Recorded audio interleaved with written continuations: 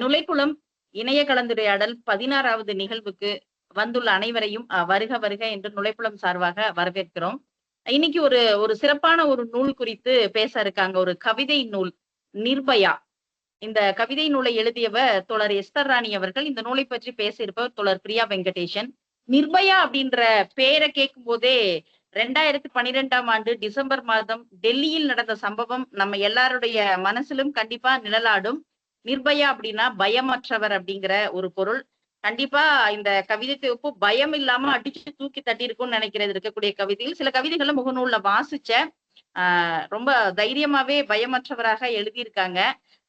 தோழர் கூட சொல்லியிருந்தாங்க சிகப்பு அறிவாலை கொண்டு எல்லாத்தையும் இது பண்றவங்க அப்படின்னு சொல்லி அவரை பத்தி மென்ஷன் பண்ணியிருந்தாங்க. சோ காத்திரமான கவிதைகள் கண்டிப்பா இந்த இனிய காலை நேரத்துல வந்து காசி என்ன மாதிரி ஆட்களை எல்லாம் தட்டி எழுப்புற கவிதைகளா கண்டிப்பா இருக்கும் அப்படின்னு நினைக்கிறோம்.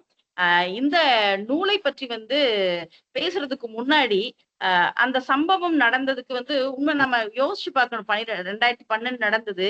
5 பேர், அதுல ஒரு சிறுவனும் உட்பட ஒரு பெண்ணை வந்து இரவு நேரம் ஒரு ஆண்மகன் கூட சினிமா போயிட்டு வந்தது தப்பு அப்படிங்கறதுதான் அன்னைக்கு பெருவாரியான விமர்சனங்கள் எழுதுச்சு.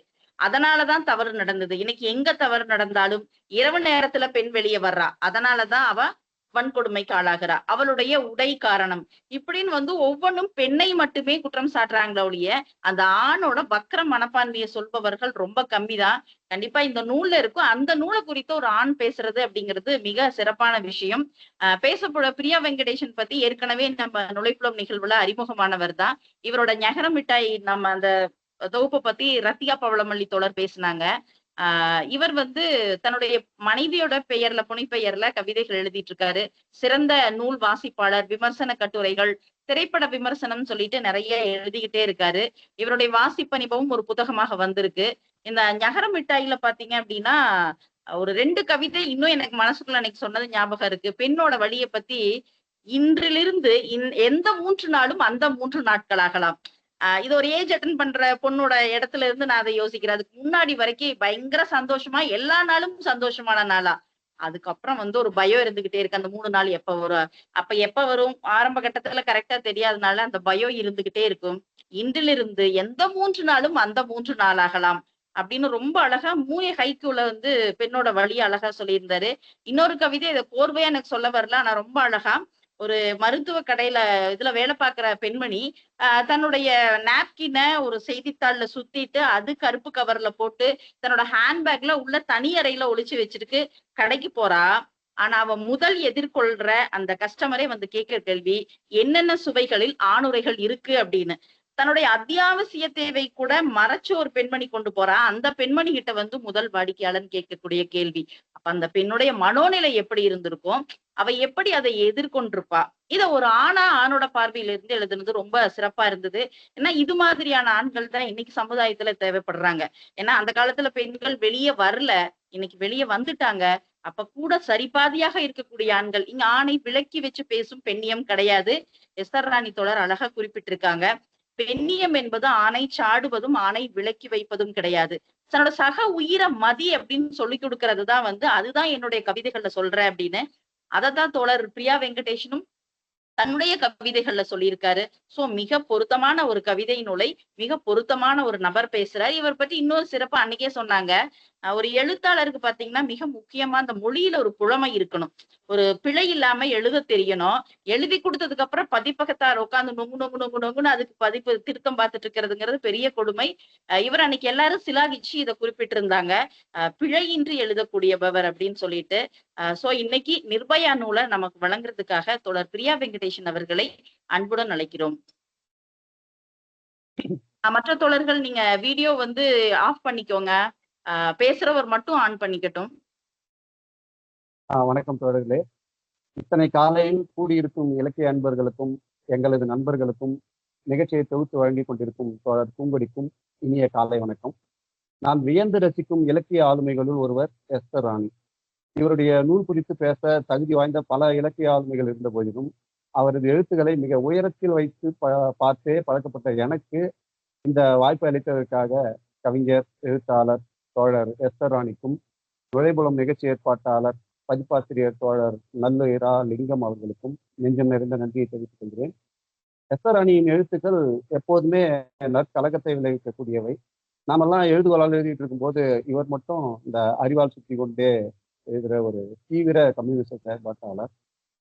எப்பவுமே இவருடைய எல்லா பேச்சுல கூட சாதாரணமா பேசும்போது கூட இவருக்கு எப்பவுமே அந்த ஆதங்கம் வந்துகிட்டே இருக்கும். அந்த கம்யூனிசம் எண்ணங்கள் தான் வந்து எப்பவுமே இருக்கும் இவருக்கு. இப்போது நாம் பகுத்தாய்வு இருக்கிற இந்த நிர்பயா நூல் உட்பட 3 கவிதை நூல்களை வெளியிட்டிருக்காங்க. மற்ற 2 கவிதை நூல்களின் தலைப்புகள் வந்து முளையனும் தூரிகை அப்படிங்கிறது ஒண்ணு, இன்னொன்னு வந்து சாத்தானின் காதலி. இவை போக செஞ்சுடர் தமிழ் ஒலி அப்படிங்கிற ஒரு கட்டுரை நூலையும் வெளியிட்டிருக்காங்க. இது எல்லாமே வந்து நிச்சயமா வந்து ஒரு தரமான நூல்களே, அதுல எந்த சந்தேகமும் இல்லை. ஆனா அதனால தானே என்னவோ தெரியல, இவருக்கு இந்த நூல்களுக்கு எதுக்குமே வந்து இது வரைக்கும் எந்த விருதும் கிடைக்கல. எஸ்தரனோட எல்லா நூல்களுமே வந்து அரசியல் பேசினாலும் இவருக்கு இந்த விருது வாங்குற அரசியல் மட்டும் இன்னும் புரிபடல. ஆமா, எதுக்குமே வந்து அப்ளை கூட பண்ண மாட்டாங்க. ஆனா வரும்னு எதிர்பார்த்துட்டு நாங்களாம் வந்து அதை படிக்கும்போது இப்படி இந்த நூலுக்கெல்லாம் வந்து விருது கிடைக்காம இருக்கு அப்படின்னு ரொம்ப ஆச்சரியமா பார்த்துக்கிட்டு இருப்போம். ஆனா வந்து அது என்னன்னு தெரியல, அவங்களுக்கு மட்டும் அது கைகூடவே இல்லை. நிச்சயமா வந்து மிக தரமான நூல்கள் எல்லாமே. நான் இப்போ அதை சமீபத்துல தான் இப்போ நான் படிச்சுக்கிட்டு இருக்கேன் அவங்களோட ஒவ்வொன்றும். ரொம்ப வியந்து வியந்து படிச்சுக்கிட்டு இருக்கேன். உண்மையான கம்யூனிஸ்டா வாழறது தான் இவருக்கு வந்து பிரச்சனையா என்னன்னு தெரியல. அது கூட காரணமா இருக்கும் அந்த விருது கிடைக்காம இருக்கிறதுக்கு. உம் அப்புறம் வந்து இவர் எழுதுற எல்லா நூலையுமே பார்த்தீங்கன்னா, அந்தந்த நூல் பேசும் கருப்பொருள் சார்ந்த ஒடுக்கப்பட்டோர் அல்லது பாதிக்கப்பட்டோருக்கு அர்ப்பணிச்சு வர்றார் அந்த நூல் ஒவ்வொன்றுக்கும். அந்த வகையில இந்த நிர்பயா நூலை பார்த்தீங்கன்னா, உம் நேற்றைய, இன்றைய, நாளைய பூலாந்தேவிகளுக்கு அப்படின்னு சமர்ப்பணம் செஞ்சிருக்காரு. இதுவே வந்து நமக்கு வந்து ரொம்ப நெகிழ்ச்சியை தருது. இந்நூலில் இருக்கிற கவிதைகளை பார்த்தீங்கன்னா 3 தலைப்புகளின் கீழே வந்து பிரித்து வச்சிருக்காங்க. சர்க்கரை கனவுகள், அப்புறம் வந்து சாம்பலின் நிழல், திரைப்பறவை அப்படி 3 இதுல வந்து பிரித்து வச்சிருக்காங்க. அதை வந்து முதல்ல வந்து கொஞ்சம் சாஃப்டா ஆரம்பிச்சு அடுத்தடுத்து போறாங்க. வீரியத்தோட வந்து பேச ஆரம்பிக்குது இவருடைய கவிதைகள். இது எனக்கு ரொம்ப நான் எல்லா நூல்களையுமே வந்து பின்னாடி இருந்து தான் படிச்சு பழக்கம். எடுத்தேன்னா எப்பவுமே பின்னாடி இருந்து தான் படிச்சுட்டு வருவேன். அப்புறமா பார்த்தா இது இவங்க வந்து படிச்சுட்டு இருக்கும்போதே சொன்னாங்க, இல்ல இல்ல நீங்க முதல்ல இருந்து படிங்க அப்படின்னாங்க. அப்புறம் தான் எனக்கு தெரிஞ்சது என்னோட வீடியோ அழகா அப்படியே ஒரு கிரியாச்சிக்கல் மெத்தட் மாதிரி அழகா போய்கிட்டே இருக்கு மேல் நோக்கி. ரொம்ப ரொம்ப ஷாக்கிங்கா இருக்கு அந்த நூல்களை படிக்கும்போது. அப்புறம் வந்து இந்த முதல் இதழ் வந்து பார்ப்போம்.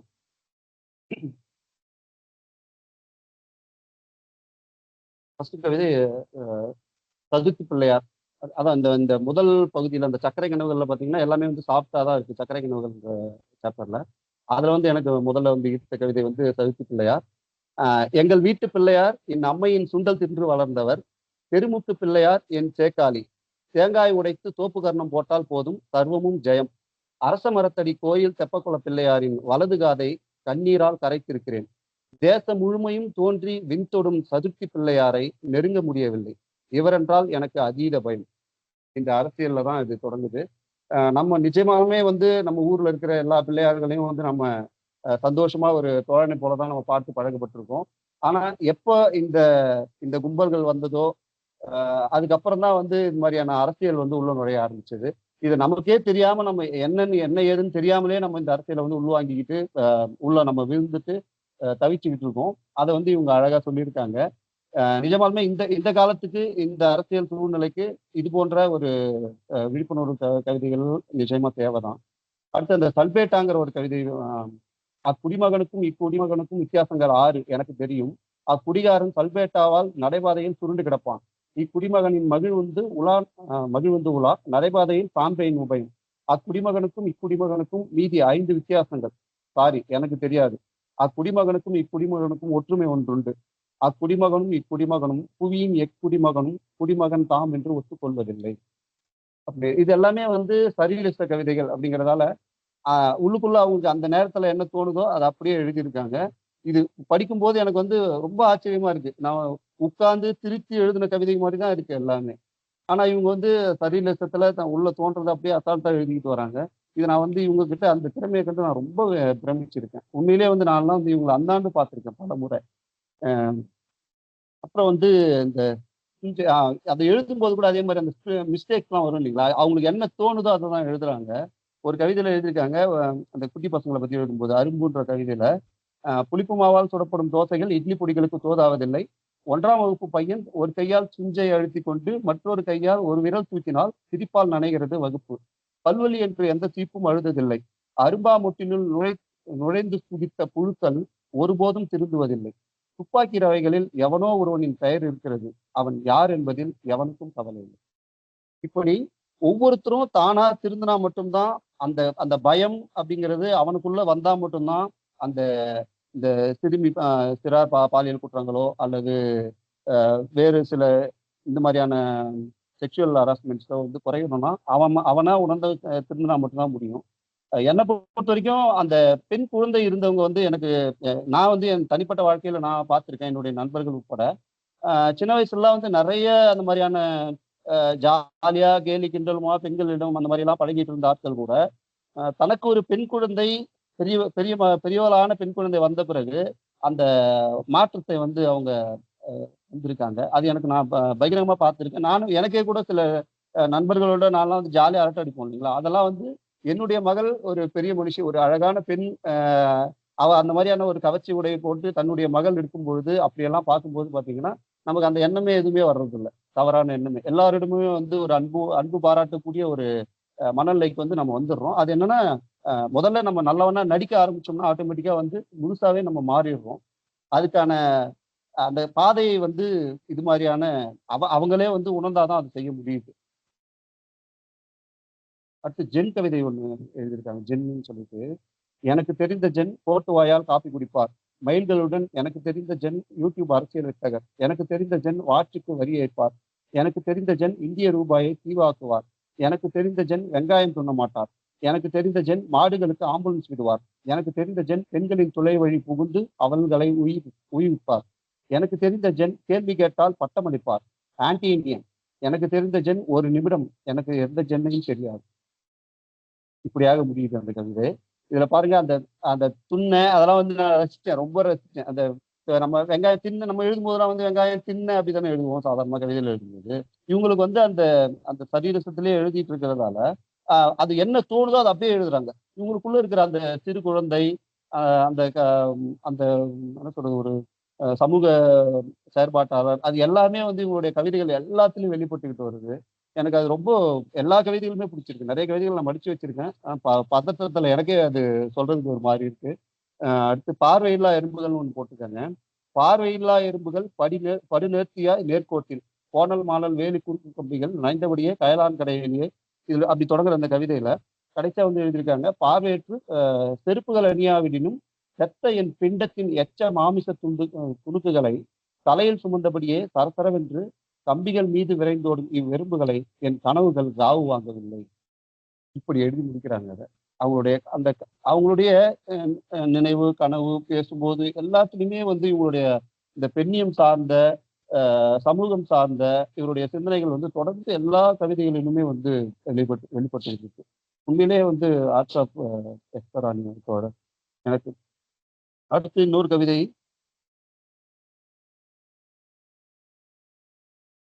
இந்த உண்டமழக்க கால்கள் சுருள் விழுகின்றன தரையில்.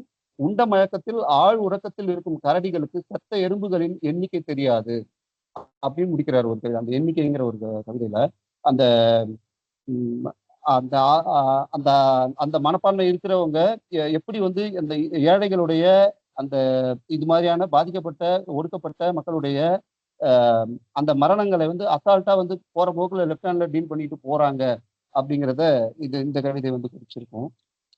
நெக்ஸ்ட்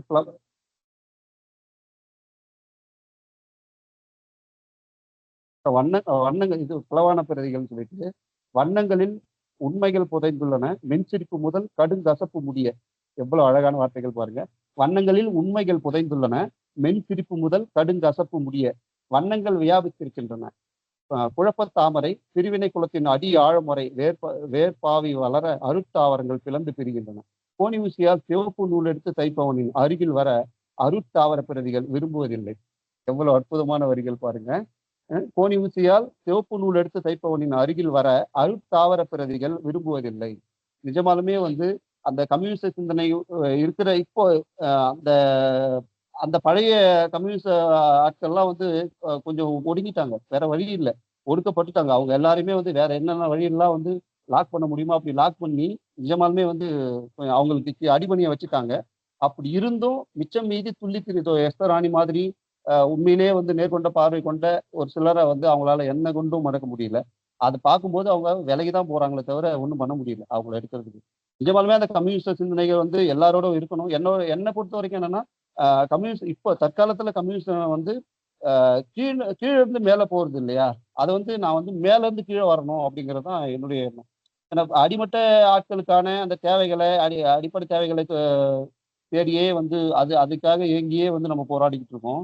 நிஜமாலுமே வந்து கம்யூனிஸ்ட் சிந்தனை மேல இருக்கிறவங்களுக்கு தான் இருக்கணும். அவனுக்கு மேல் உயர் அதிகாரிகளுக்கு அவங்களுக்குள்ள அந்த கம்யூனிச மனப்பான்மைய நம்ம வர வச்சுட்டோம்னா, ஆட்டோமேட்டிக்கா கீழ இருக்கிறது எல்லாமே வந்து சால்வ் ஆகிரும். கீழ இருக்கிறவனுக்கு அந்த ஒரு எல்லா தேவையும் எல்லா ஒரு சொகுசு வாழ்க்கையும் கீழ இருக்கிறவனுக்கு கிடைக்கணும். இப்ப நாம என்னன்னா உல்டாவா இருக்கும். மேல வந்து சொகுசு வாழ்க்கை இருக்கு. மேல உயர் அதிகாரிகளுக்கு. கீழ இருக்கிறவங்களுக்கு வந்து இந்த அடிப்படை தேவைகளுக்காக தேடிக்கிட்டு இருக்கோம். அந்த அந்த கம்யூனிச மனப்பான்மை மேல இருக்கிறவங்களுக்கு இருந்துச்சுன்னா, கீழ இருக்கிறவங்களுக்கு வந்து தன்னாலே அது கிடைக்கும் அப்படிங்கிறது தான் என்னுடைய தனிப்பட்ட கருத்து.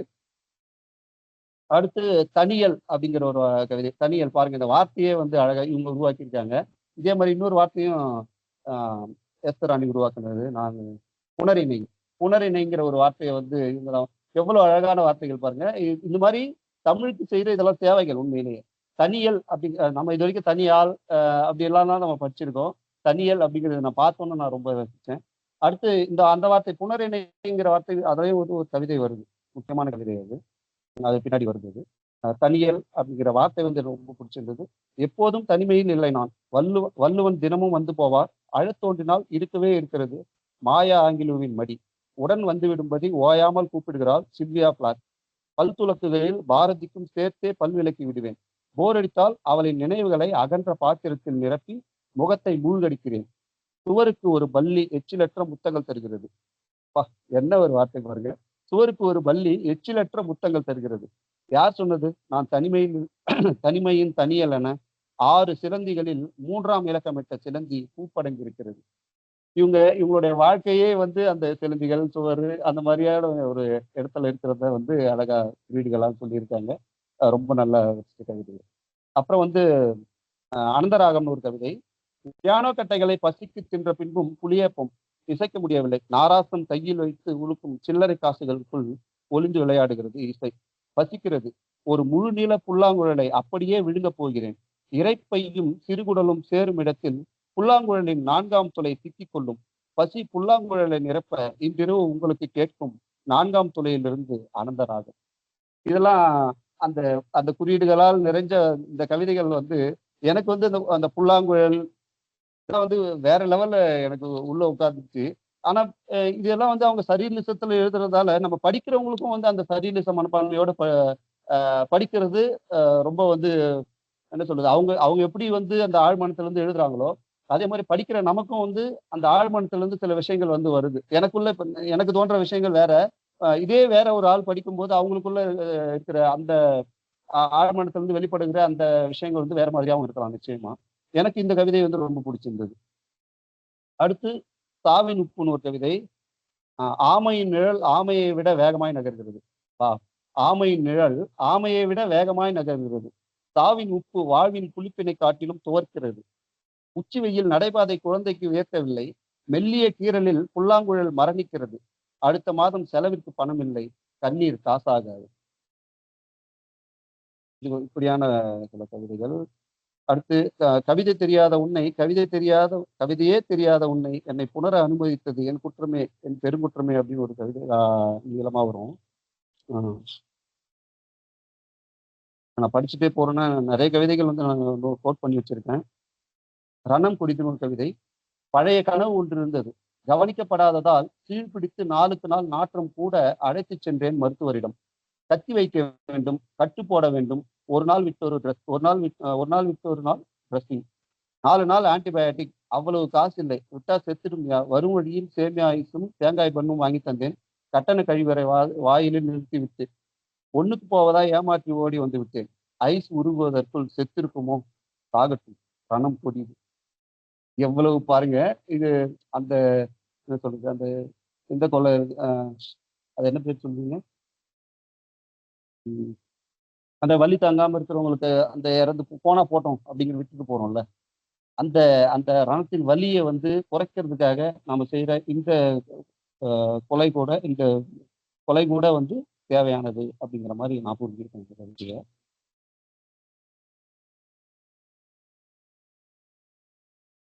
அச்சு இதயமாய் தார் சாலைகளில் வண்டி சக்கரங்கள் விரைகையில் சாலைக்கு அடியில் துருப்பிடித்த மனித கனவுகள் உறங்குகின்றன. ஆப்பிளின் சுற்றளவு அறியாமலேயே கிளி தின்கிறது. மகிழ்ச்சியின் நூல்களை நகர கிழிசல்களை தைக்க கொடுத்த பின்னும் இதய மாயை குருட்டு நம்பிக்கையில் துடிக்கிறது அப்படின்னு ஒரு கவிதை. இந்த கவிதையை நான் ரொம்ப ரசிச்சேன். உம் அடுத்ததாக பதிவு தபாலோடு தெருவில் என்னை தேடிக் கொண்டிருந்தார் தபால்காரர். எஸ்தராணி தெரியுமா? இல்லை என்றேன். தெருவில் யாருக்கும் என்னை தெரியவில்லை என்றார். பதிவு தபால் போய்விட்டது. போகட்டும் கழுதை. எனக்குள் இல்லாத நான் அதற்குள் இருப்பேனா? தெருநாய்களிடம் நான் யார் என கேட்டிருக்கலாம் அவர். எவ்வளவு அழகான ஒரு கவிதை பாருங்க. அதுல அவங்க தன்னுடைய பெயரையே வந்து பயன்படுத்தி இருக்காங்க. எனக்கு இந்த கவிதை படிச்ச உடனே ரொம்ப பிடிச்சு போச்சு. அப்புறம் வந்து தேநீர் மேசையில் கலந்துரையாடலுக்காய் வாழ்க்கையை வர சொல்லியிருந்தேன். ஒரு வாழ்க்கையோட உரையாடலுக்கு இவங்க கூப்பிடுறாங்களாம். தேநீர் மேசையில் கலந்துரையாடலுக்காய் வாழ்க்கையை வர சொல்லியிருந்தேன். சிரத்தையுடன் அலங்கரித்து தேநீர் தயாரித்து காத்திருந்தேன். மாமாங்கம் கழிந்தும் வந்து சேரவில்லை வாழ்க்கை கழுது. அதன் மேலான பொதிகளை நான் ஒருபோதும் இறக்க மாட்டேன். என் தேநீரை சுவைக்கிறேன். வாழ்க்கையின் தேநீர் சீதுவாருக்கு கிடைக்கிறது. பாருங்க அந்த அந்த வாழ்க்கையோட உட்கார வச்சு பேசுறாங்க. இதெல்லாம் வந்து நான் எக்ஸ்பிளனேஷன் பண்ண வேண்டியதில்லை. உங்களுக்குள்ளவே படிக்கும் போதே நமக்கு புரியுது எவ்வளவு ஆழமான ஒரு கவிதை அப்படிங்கிறது. அடுத்து சாம்பல் ஓவாள்கள் அப்படிங்கிற நான் கவிதைகளை மட்டுமே நான் மேற்கோள் சொல்லிட்டு போறேன் அப்படிங்கிறதுக்காக நீங்க எதுவும் நினைக்க வேண்டாம். உண்மையிலேயே வந்து இந்த கவிதைகள் படிக்கும் போதே நமக்குள்ள என்ன தோணுதுங்கிறது உங்களுக்கு எக்ஸ்பிளனேஷனே தேவையில்லை. நாமளே வந்து படிச்சே புரிஞ்சுக்கலாம். மூக்குடையப்பட்டு நிற்கும் முருங்கை மரத்தின் விரல்களில் கொத்து கொத்தாய் வெளிச்ச விதைகள். தத்தி பறக்கும் தட்டானின் வீங்கிய வயிற்றுக்குள் வெளிச்ச விதைகளின் மினுமினுப்பு. தூங்கு மூஞ்சி மரத்தில் தலைகீழாக நின்று துயில்கின்ற சாம்பல் வௌவால்கள். கிழக்கும் மேற்குமாய் உறக்கத்திலேயே ஊஞ்சலாடி லபக்குகின்றன தட்டான்களை. இந்த தட்டான்கள் அப்படிங்கிறது என்னது நமக்கு. அடுத்து அப்பாவி சோளக்காட்டு பொம்மை சிலுவையில் தொங்குகிறது. மழையால் நனையும் வானத்திற்கு யாரும் குடைபிடிப்பதில்லை. என்ன ஒரு வரிகள் பாருங்க. மழையால் நனையும் வானத்திற்கு யாரும் குடைபிடிப்பதில்லை. தனிமை முப்போதும் யாருடனாவது இருக்கிறது. வானவில் வாழ்வு அற்ப நொடிகள் மட்டுமே. ஆசீர்வதிக்கப்பட்ட துயரங்களே பெருவெறுப்பாகி பிரபஞ்சம் ஆயிற்று அப்படின்னு இருக்கிற இந்த கவிதை எனக்கு ரொம்ப பிடிச்சது. ஆஹ் அப்புறம் அந்த திரைப்பறவைங்கிற பாட்டுல வர்றது எல்லாமே வந்து ரொம்ப ஒரு ரொம்ப ஒரு உள்ள இருந்து கொட்ட மாதிரி அந்த வெறித்தனமான ஒரு கவிதைகள். இதுல வர்ற எல்லாமே வந்து அல்டிமேட்டா இருக்கு. நான் இதுல முக்காவாசி கவிதை நான் மடிச்சு வச்சிருக்கேன். ஒரு பேஜ் விடாத மடிச்சு வச்சிருக்கேன் இதுல. திரைப்பறவையின் சிரிப்பை பார்த்து ஆமா. அப்புறம் இவங்க அந்த நான் பேசும்போது கூட சொன்னேன். இப்ப ஏதாவது ஸ்பெல்லிங் மிஸ்டேக் வந்துச்சுன்னா கூட நம்ம கவிதையில வந்து நமக்கு கரெக்ஷன் பண்ணுவோம் இல்லைங்களா? இவங்க வந்து அதை செய்யறதே இல்லை. நான் உங்ககிட்ட சொல்லியிருக்கேன். எஸ்தராணி தோழர்கிட்ட நான் பேசும்போது சொல்லியிருக்கேன். அம்மா இந்த இடம் ஏன் இந்த கவிதையில ஒண்ணு வருது. சிரிப்பை பார்த்திருக்கிறாயா அப்படிங்கிறதுல பார்த்த திரிக்கிறாயா அப்படின்னு போட்டிருக்காங்க. இதை நம்ம கேட்போம். ஏன் இந்த எழுத்தை கரெக்ஷன் அதெல்லாம் பண்ண மாட்டாங்க. இது சரிலிசத்துல வர்றது தானே.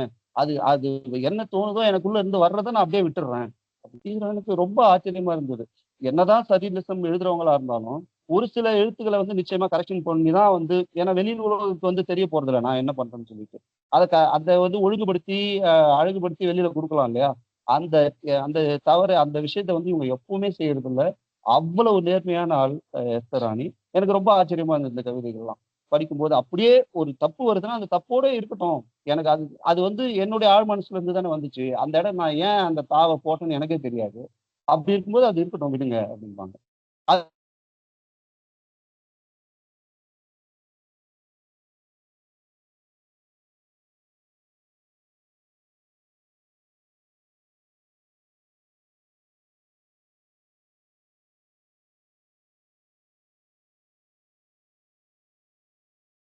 தோழர்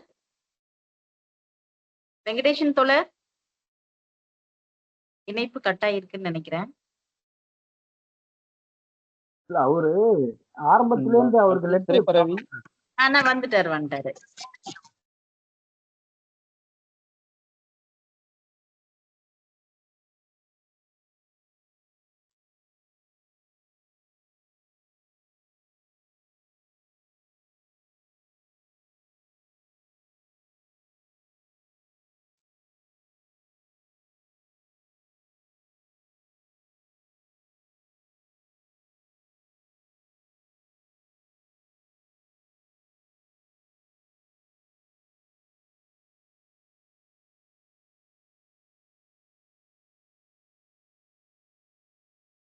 தோழர் நீங்க பேசுறது கேட்கல. ஓகே வெங்கடேஷ் ஓகே தோழர். இப்போ போய் ஓகே தோழர். திரையோனி திரைப்பறவையின் சிரிப்பை பார்த்திருக்கிறாயா? ஒப்பிலா காலங்கள் பொறுத்திருந்த ஆலகால விடம் பஞ்சலோகத்தை விழுங்கும் நாழிகையில் நீ அதை கேட்பாய். ஐயிரு திங்கள் அகத்திருந்து எனக்கு தக்கன யோனி செய்து பிறந்தவள் நான். என் யோனிக்குள்ளே என்னை சிறை வைத்தவன் நீ. பெருவெடிப்பென உதடுகள் பிளந்து சிரிக்கும் என்னை பார். என் யோனிக்குள் தான் நீயும் சிறைப்பட்டிருக்கிறாய். எவ்வளவு அந்த ஆண் நிறத்தை அசால்ட்டா வந்து டீல் பண்றாங்க பாருங்க. நீ என்ன இருந்தாலும் எனக்கு இதுக்காக தான்டா இருக்குங்கிற மாதிரி ஒரு அந்த பார்வை, அந்த ஒரு ஏளனம் கலந்த அந்த அந்த பார்வை. இது ஒரு அந்த கவிதை. அடுத்து இன்னொரு கவிதையில பிணக்கூராய்வு பலகையின் மேல் கிடத்தப்பட்டிருந்த மேனக்குவின் அதன் இடுப்புக்கு மேல் பாகம் வரை கூராய்வுக்கென வந்தது. தொப்புளுக்கு மேல் வரை பாதி பிண்டமாய் என் முன்னே பப்பரப்ப மேனக்குவினை தீர்க்கமாய் பரிசோதித்து DNA மாதிரிகளை கண்டறிந்து சொன்னால் மட்டுமே கதவிற்கு வெளியே காத்திருக்கும் காவலர் குழாம் மீதி பிண்டத்தை கண்டறிய முடியும். தின்னென்று நிமிர்ந்து நிற்கும் ஓரினை திமிர்களை அடக்குவதாய் சொல்லி அழுத்தி பார்த்த கரங்களை நான் ரேகைகளை கொண்டு ஆராய்ந்து யாருன்னு சொல்ல வேண்டும்.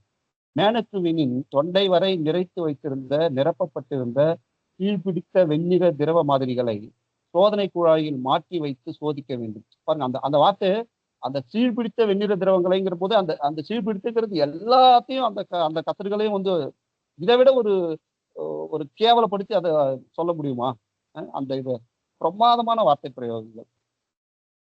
மேனக்குவினின் தொண்டை வரை நிறுத்தி வைத்திருந்த நிரப்பப்பட்டிருந்த சீர்பிடித்த வெண்ணிற திரவ மாதிரிகளை சோதனை குழாயில் மாற்றி வைத்து சோதிக்க வேண்டும். யார் செய்த புண்ணியமோ, நல்ல வேலை. இதுக்கப்புறம் வர வரைக்கும் முக்கியமான வரி. நல்ல வேலை என் முன்னிருக்கும் மேனக்குவினிற்கு கருத்தாங்கும் கொள்கலன் இல்லை. இல்லாவிடில் தடவி பார்ப்பதற்கு மற்றொரு மேனக்குவின் பிறப்பிக்கப்பட்டிருக்கும். என்ன ஒரு வார்த்தைகள் பாருங்க. உண்மையிலே இதை படிக்கும்போது அவ்வளவு ஒரு கண்ணீரும் ஒரு துக்கமும் வந்து சேர்ந்த ஒரு கவிதை. அடுத்து அந்த சின்னக்குட்டி அப்படிங்கிற ஒரு முக்கியமான கவிதை. என் படுக்கையிலிருந்து எழுகிறேன், போர்வையை மடித்து வைக்கிறேன், யாருக்கும் கேட்காமல் கண்ண அடிகளால் நடந்து அடுத்த அறையை திறக்கிறேன். சின்னக்குட்டி பத்திரமாக தூங்குகிறாள். கொல்லுப்பாட்டியின் புரட்டையில் சிலந்திகள் அதிர்கின்றன. வாழை குமரிகள் மூவர் சிரித்துக் கொண்டிருந்தனர். அறைகளின் கதவுகளை பூட்டி ஒன்றுக்கு இருமுறை சரிபார்த்து எனது அறைக்குள் புகுந்து உட்தாழ்பாலிட்டேன். எல்லாம் ஓகே. கடைசியா ஒரே வரியில அந்த கவிதையை முடிக்கிறாங்க பாருங்க. கல்லறைகளிலும் பயப்படுகிறோம். என்ன ஒரு வரிகள்! இது எல்லாமே வந்து கல்லறைக்குள்ள நடக்குது. செத்து போனதுக்கு அப்புறமும் வந்து எங்க பெண்களை, சிறுமிகளை விடமாட்டீங்களாடா பாவிகளா அப்படின்னு இந்த சமூகத்தை பார்த்து காரி துப்புற ஒரு கேட்கிற அந்த கோரிக்கை வைக்கிற அந்த கவிதை இது. இது மாதிரியான கவிதைகள் தொடர்ந்து எல்லாத்துலயுமே இருக்கு. அப்புறம் இந்த டைட்டில் கவிதை நிர்பயா அப்படிங்கிற கவிதை. இதை ஒண்ணு எழுதியிருக்காங்க. நான் நிர்பயா. என் பெற்றோரிட்ட பெயர் ஐ திங்க் ஜோதின்னு நினைக்கிறேன். இங்கே பார்த்தது ஞாபகம், ஜோதிக்குன்னு நினைக்கிறேன். ஆனா இது நம்ம வந்து இப்ப இந்த மாதிரியான பாதிக்கப்பட்ட பெண்களுக்கு வந்து பெயர் வைக்காம, பெயரை சொல்லாம, புகைப்படத்தை காட்டாம இருக்கிறதுலாம் வந்து எனக்கு கேட்ட அதெல்லாம் இருக்கணுங்கிறாங்க. காமிச்சுதான் வந்து அவங்கள வந்து அதனால ஒண்ணு இறந்து போனவங்களை பத்தி நம்ம காமிக்காம இருக்கிறதுல ஒன்றும் தப்பு இல்லை, காமிச்சா ஒன்றும் தப்பு இல்லை அப்படிங்கிறது என்னுடைய எண்ணம். நிர்பயா இந்த கவிதை. நான் நிர்பயா. என் பெற்றோரிட்ட பெயரை காற்றில் ஊதி என் ஆழ்மழக்கத்தில் நீங்கள் வைத்த பெயர் நிர்பயா. தலைநகரத்தின் அதே நடுத்தெரு, அதே திரைப்படத்தின் அதே மாலை காட்சி, அதே நண்பன் துருப்பிடித்த ஆணிகளால் என் உயிர் செலுத்தீர்களே, அதே நிர்பயா. இந்த முறையும் விரல் உயர்த்துகிறேன், லிப்ட் கேட்கிறேன். அதே நிர்பயா. மாறாமல் உங்கள் துருப்பிடித்த ஆணிகளை உடைத்தெறிவேன். எவனையும் அண்ணன் தம்பி என்று அழைக்க மாட்டேன். இது வந்து நம்ம இங்க நம்ம பொள்ளாச்சியில் நடந்த அந்த சம்பவத்தையும் வந்து எனக்குள்ள வந்து கொண்டு வந்துச்சு. நானும் சாவும் இம்முறையிலும் இணையலாம். அதே தலைநகரின் நடுத்தெரு, அதே மாலை காட்சி. நான் மீண்டும் மீண்டும் வருவேன். நிர்பயாவாய். மாற வேண்டியது நான் இல்லை, நான் நிர்பயா. எவ்வளவு ஒரு தெளிவு பாருங்க. இந்த கேஸை பொறுத்த வரைக்கும் என்னுடைய பார்வை என்னன்னா, இந்த நிர்பயா கேஸ்ல வந்து குற்றவாளிகள் ஏழைகள், ரோட்லோரம் இருக்கிற ரொம்ப ஏழ்மையான மக்கள் தான் வந்து இந்த குற்றம் செஞ்சாங்க. அதனாலதான் வந்து இந்த குற்றம் வந்து பெருசா குற்றவாளிகள் வந்து தண்டிக்கப்பட்டு பெருசா வீரியமா பேசப்பட்டது அப்படிங்கிறது என்னுடைய எண்ணம். நிச்சயமா இதே வந்து ஒரு பணக்கார MP பிள்ளையோ எவனோ ஒருத்தர் அந்த பொண்ணை அந்த மாதிரி பண்ணியிருந்தான்னா அதெல்லாம் இது வந்தே இருக்காது. இது மாதிரி ஆயிரக்கணக்கான கேஸ் வந்து எத்தனையோ நிர்பயாக்கள் இது மாதிரி பாதிக்கப்பட்டுக்கிட்டு தான் இருக்காங்க. அதெல்லாம் வந்து அதுல இருக்கக்கூடிய அந்த குற்றவாளிகள் வந்து பெரும் பணக்காரர்கள், அரசியல்வாதிகளுடைய அல்லது ஆளுமை மிக்கவர்கள் அப்படிங்கிறதால வந்து அவங்க வந்து வெளியே வரல அவங்களுடைய தவறுகள். இது நிச்சயமா என்னுடைய கருத்து. இது வந்து பெரிய குற்றம் தான், குற்றவாளிகள் தண்டிக்கப்படணும் அப்படிங்கிறதுல எந்த மாற்று கருத்தும் நமக்கு இல்லை. ஆனா இது ஏழ்மை, ரொம்ப அப்பாவி அந்த என்ன சொல்றது, பிளாட்ஃபார்ம் வாசிங்க இவங்க. அந்த மக்கள் பண்றதாலதான் வந்து இதை வந்து பெருசா பண்ணிட்டானுங்க, எடுத்துட்டு வந்து இப்போ ஃபோக்கஸ் பண்ணிட்டாங்க. ஆனா நிச்சயமா வந்து இதுக்கப்புறம் வந்து இந்த இந்த கேஸுக்கு அப்புறம் வந்து கிடைச்ச அந்த சமூக விழிப்புணர்வு வந்து உண்மையிலேயே வந்து பாராட்டத்தக்கது. அந்த கவர்மெண்ட் செஞ்ச ஒரு மிக மிக முக்கியமான ஒரு நல்ல வேலை இது.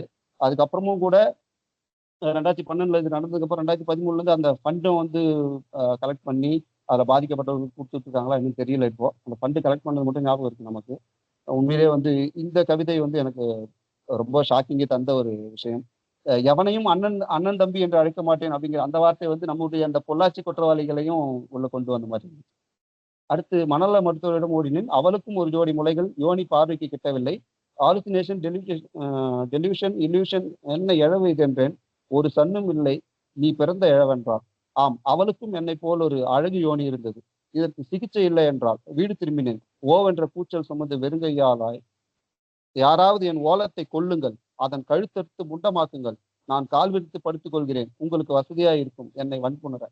எவ்வளவு ஒரு விரக்தி மனப்பான்மை இருந்திருந்தா இப்படியான ஒரு கவிதையை வந்து இவங்க எழுதியிருப்பாங்க. இது எல்லாமே இவங்களுக்கு அந்த ஆழ்மனத்துல இருந்து வர்ற கவிதைகள் அப்படிங்கிறத படிக்கும்போதுதான் வந்து எனக்கு ஆச்சரியமா இருக்கு. இப்பெல்லாம் 24/7 வந்து ஒரு கம்யூனிஸ்ட் சிந்தனை, பெண்ணிய சிந்தனை, சமூகத்துக்கு ஏதாவது பண்ணணும் அப்படிங்கிற எண்ணத்தோடவே இருக்கிற ஒரு எழுத்தாளர். இவங்களுடைய படைப்புகள் எல்லாமே வந்து ரொம்ப ஒரு உன்னதமான ஒரு படைப்புகள். ஆனா அதுக்கான இடம் வந்து நம்ம கொடுக்கலையோ இந்த சமூகம் அப்படிங்கிறதுல எனக்கு வந்து ரொம்ப வருத்தம் இருக்கு. நிஜமாலுமே இதெல்லாம் வந்து போற்றி பாராட்டக்கூடிய ஒரு கவிதை நூல்கள். இது மட்டும் இல்ல, இவருடைய எல்லா நூலையும் இப்பதான் நான் படிச்சுட்டு இருக்கேன். பிரமாதமா இருக்கு. சக பறவை அப்படிங்கிற ஒரு கவிதை எழுதியிருக்காங்க. பறவைகளின் கூடுகளுக்கு கதவில்லை, அயர்ந்து உறங்குகையில் சக பறவை வல்லுறுவிக் கொள்வதில்லை. இதை விட வேற என்ன வேணும்? பறவைகளின் கூடுகளுக்கு கதவில்லை, அயர்ந்து உறங்குகையில் சக பறவை வல்லுறுவி கொள்வதில்லை அப்படின்னு எழுதியிருக்காங்க. இதெல்லாம் வந்து மனித குலத்துக்கே ஒரு இது. அடுத்து வந்து தலித் யோனின்னு ஒரு கவிதைக்கு இவங்க வைக்கிற தலைப்புகளே வந்து பெரிய நமக்குள்ள ஒரு பதற்றத்தை ஏற்படுத்தக்கூடிய தலைப்புகளாக தான் வச்சிருக்காங்க.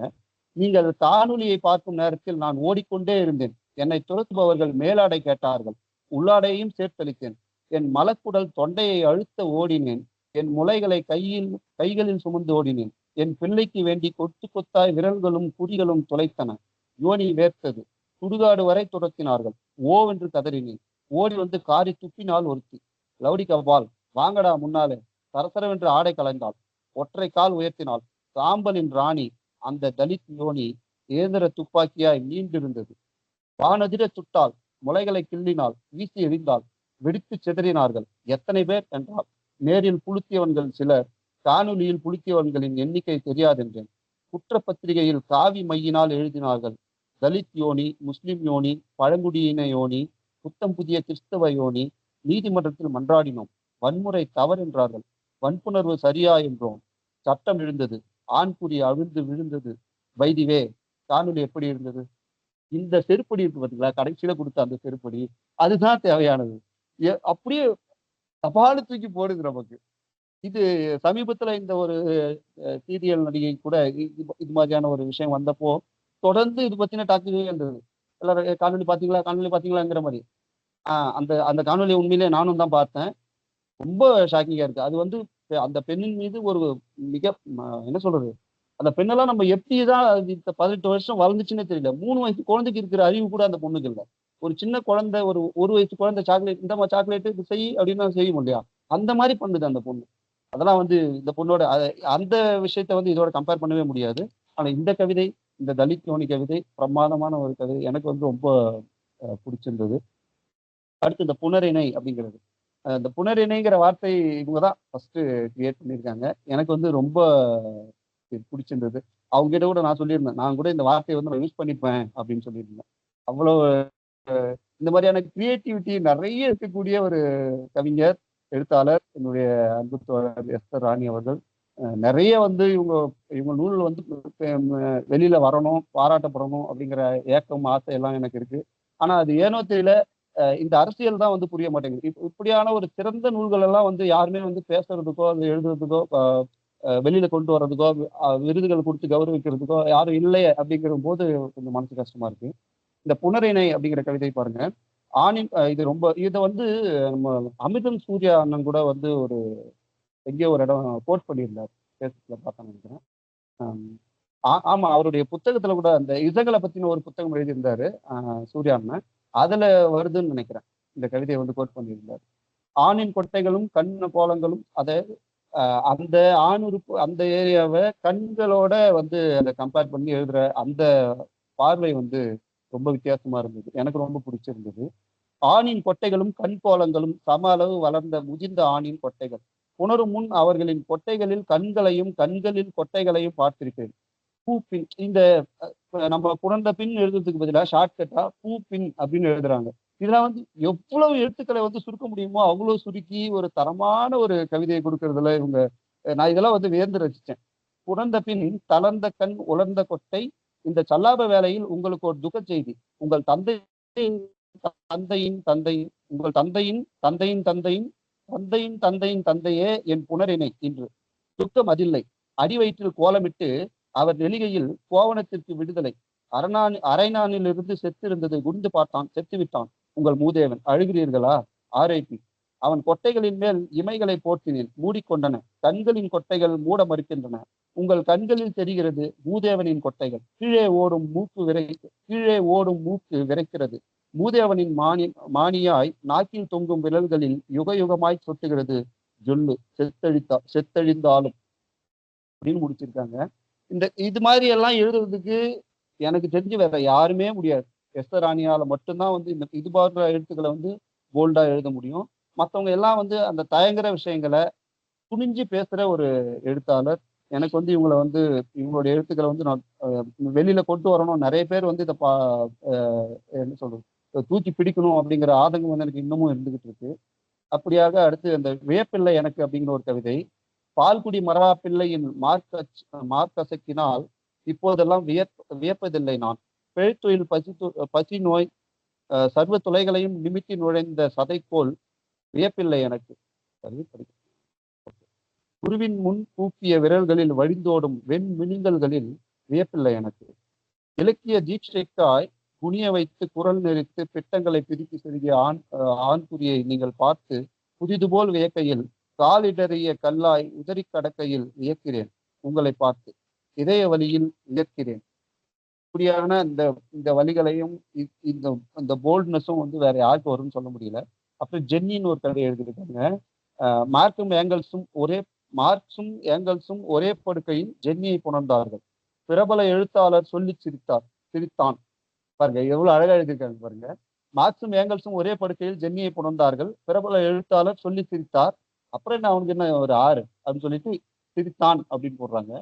உங்கள் இருக்கைக்கும் அவர்களின் படுக்கைக்கும் எவ்வளவு தூரம் இருந்தது? உதடுகள் இருக அவன் இரத்த நாளங்கள் வெடித்தன.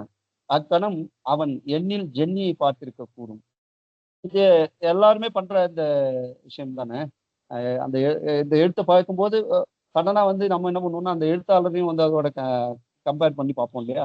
அப்படியான ஒரு கவிதை. மார்க்சும் ஏங்கல்ஸும் ஒரே படுக்கையில் ஜென்னியை புணர்ந்தார்கள். பிரபல எழுத்தாளர் சொல்லி சிரித்தான். உங்கள் இருக்கைக்கும் அவர்களின் படுக்கைக்கும் எவ்வளவு தூரம் இருந்தது? உதடுகள் இருக அவன் இரத்த நாளங்கள் வெடித்தன. அக்கணம் அவன் எண்ணில் ஜென்னியை பார்த்திருக்க எழுதியிருந்தாங்க. அடுத்து மின்மினின்னு ஒரு கவிதை, இதுவும் நல்லா இருந்தது.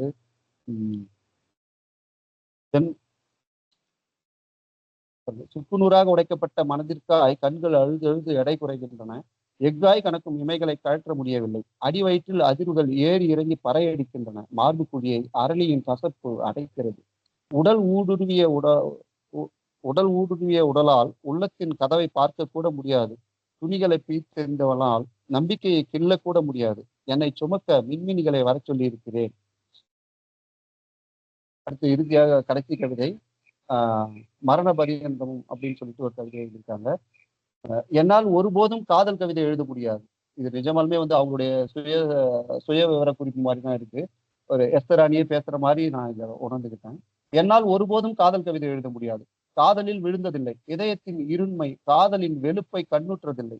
காதல் எழுதி பெயர் பெற்றவர்கள் வரிசையில் சேர எண்ணியே இன்று கண்விழித்தேன். நான் கடவுளானவனின் ஆசிரம மயானம், ஆப்பிரிக்க குழந்தைகளின் எய்ட்ஸ், கேட்பாரற்ற பாலஸ்தீனம், மரண பரியந்தமும் காதல் கவிதை எனக்கு வரவே வராது அப்படின்னு எழுதி முடிக்கிறாங்க. இது அவங்களுடைய அவங்கள பத்தி அவங்க சொல்றதா தான் நான் இதை பார்க்கிறேன். இப்படியாக ஒரு கம்யூனிஸ்ட சிந்தனையோடு எல்லா எழுத்துக்களையும் இவர்கள் அந்த கண்கொண்டே பார்த்து எழுதிக்கிட்டு இருக்காங்க. இதெல்லாம் நான் பேசுறதுக்கோ அல்லது என்ன சொல்றது, இதுக்கெல்லாம் எனக்கே தகுதி இருக்கா அப்படிங்கிறது தெரியல. அந்த அளவுக்கு நான் அவங்கள நான் மேல அண்ணாந்து பார்த்துட்டு இருக்கேன். அந்த எழுத்துக்களை பத்தி பேசுறதுக்கு எனக்கு வாய்ப்பளிச்சதுக்கு ரொம்ப நன்றி.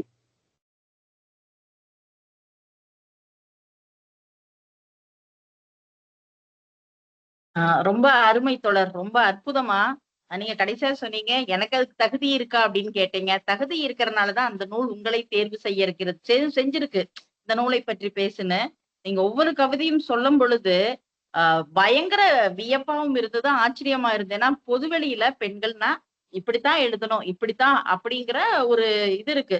அந்த கற்பிதத்தை எல்லாம் உடைச்சிட்டு எழுதணும் அப்படின்னா இவங்கதான் நிர்பயா, பயமற்றவர் அப்படின்னா. சில கவிதைகளை நீங்க சொன்னீங்க, ரொம்ப அழகா இருந்தது. அந்த புல்லாங்குழலில் 4ஆம் துளையில் பசியின் ஓலம் கேட்கட்டும் அந்த கவிதையாகட்டும். ஆமையின் நிழல் ஆமையை விட வேகமாக செல்கிறது. அந்த அட்ரஸ் கேட்டது தெருநாய்களிடம் கேட்டிருக்கலாம் நான் யாரென. ஒவ்வொன்றும் பாத்தீங்கன்னா அவங்க அப்படியே சம்மட்டில அடிக்கிற மாதிரி தான் வரிகள். அந்த பறவைகள் பத்தின கவிதை இருந்தது. மனிதன் மட்டும்தான், எல்லா உயிரினம் பாத்தீங்கன்னா அந்தந்த உறுப்புகள்ல மட்டும்தான் அந்த உணர்வை சுமந்துட்டு இருக்கு.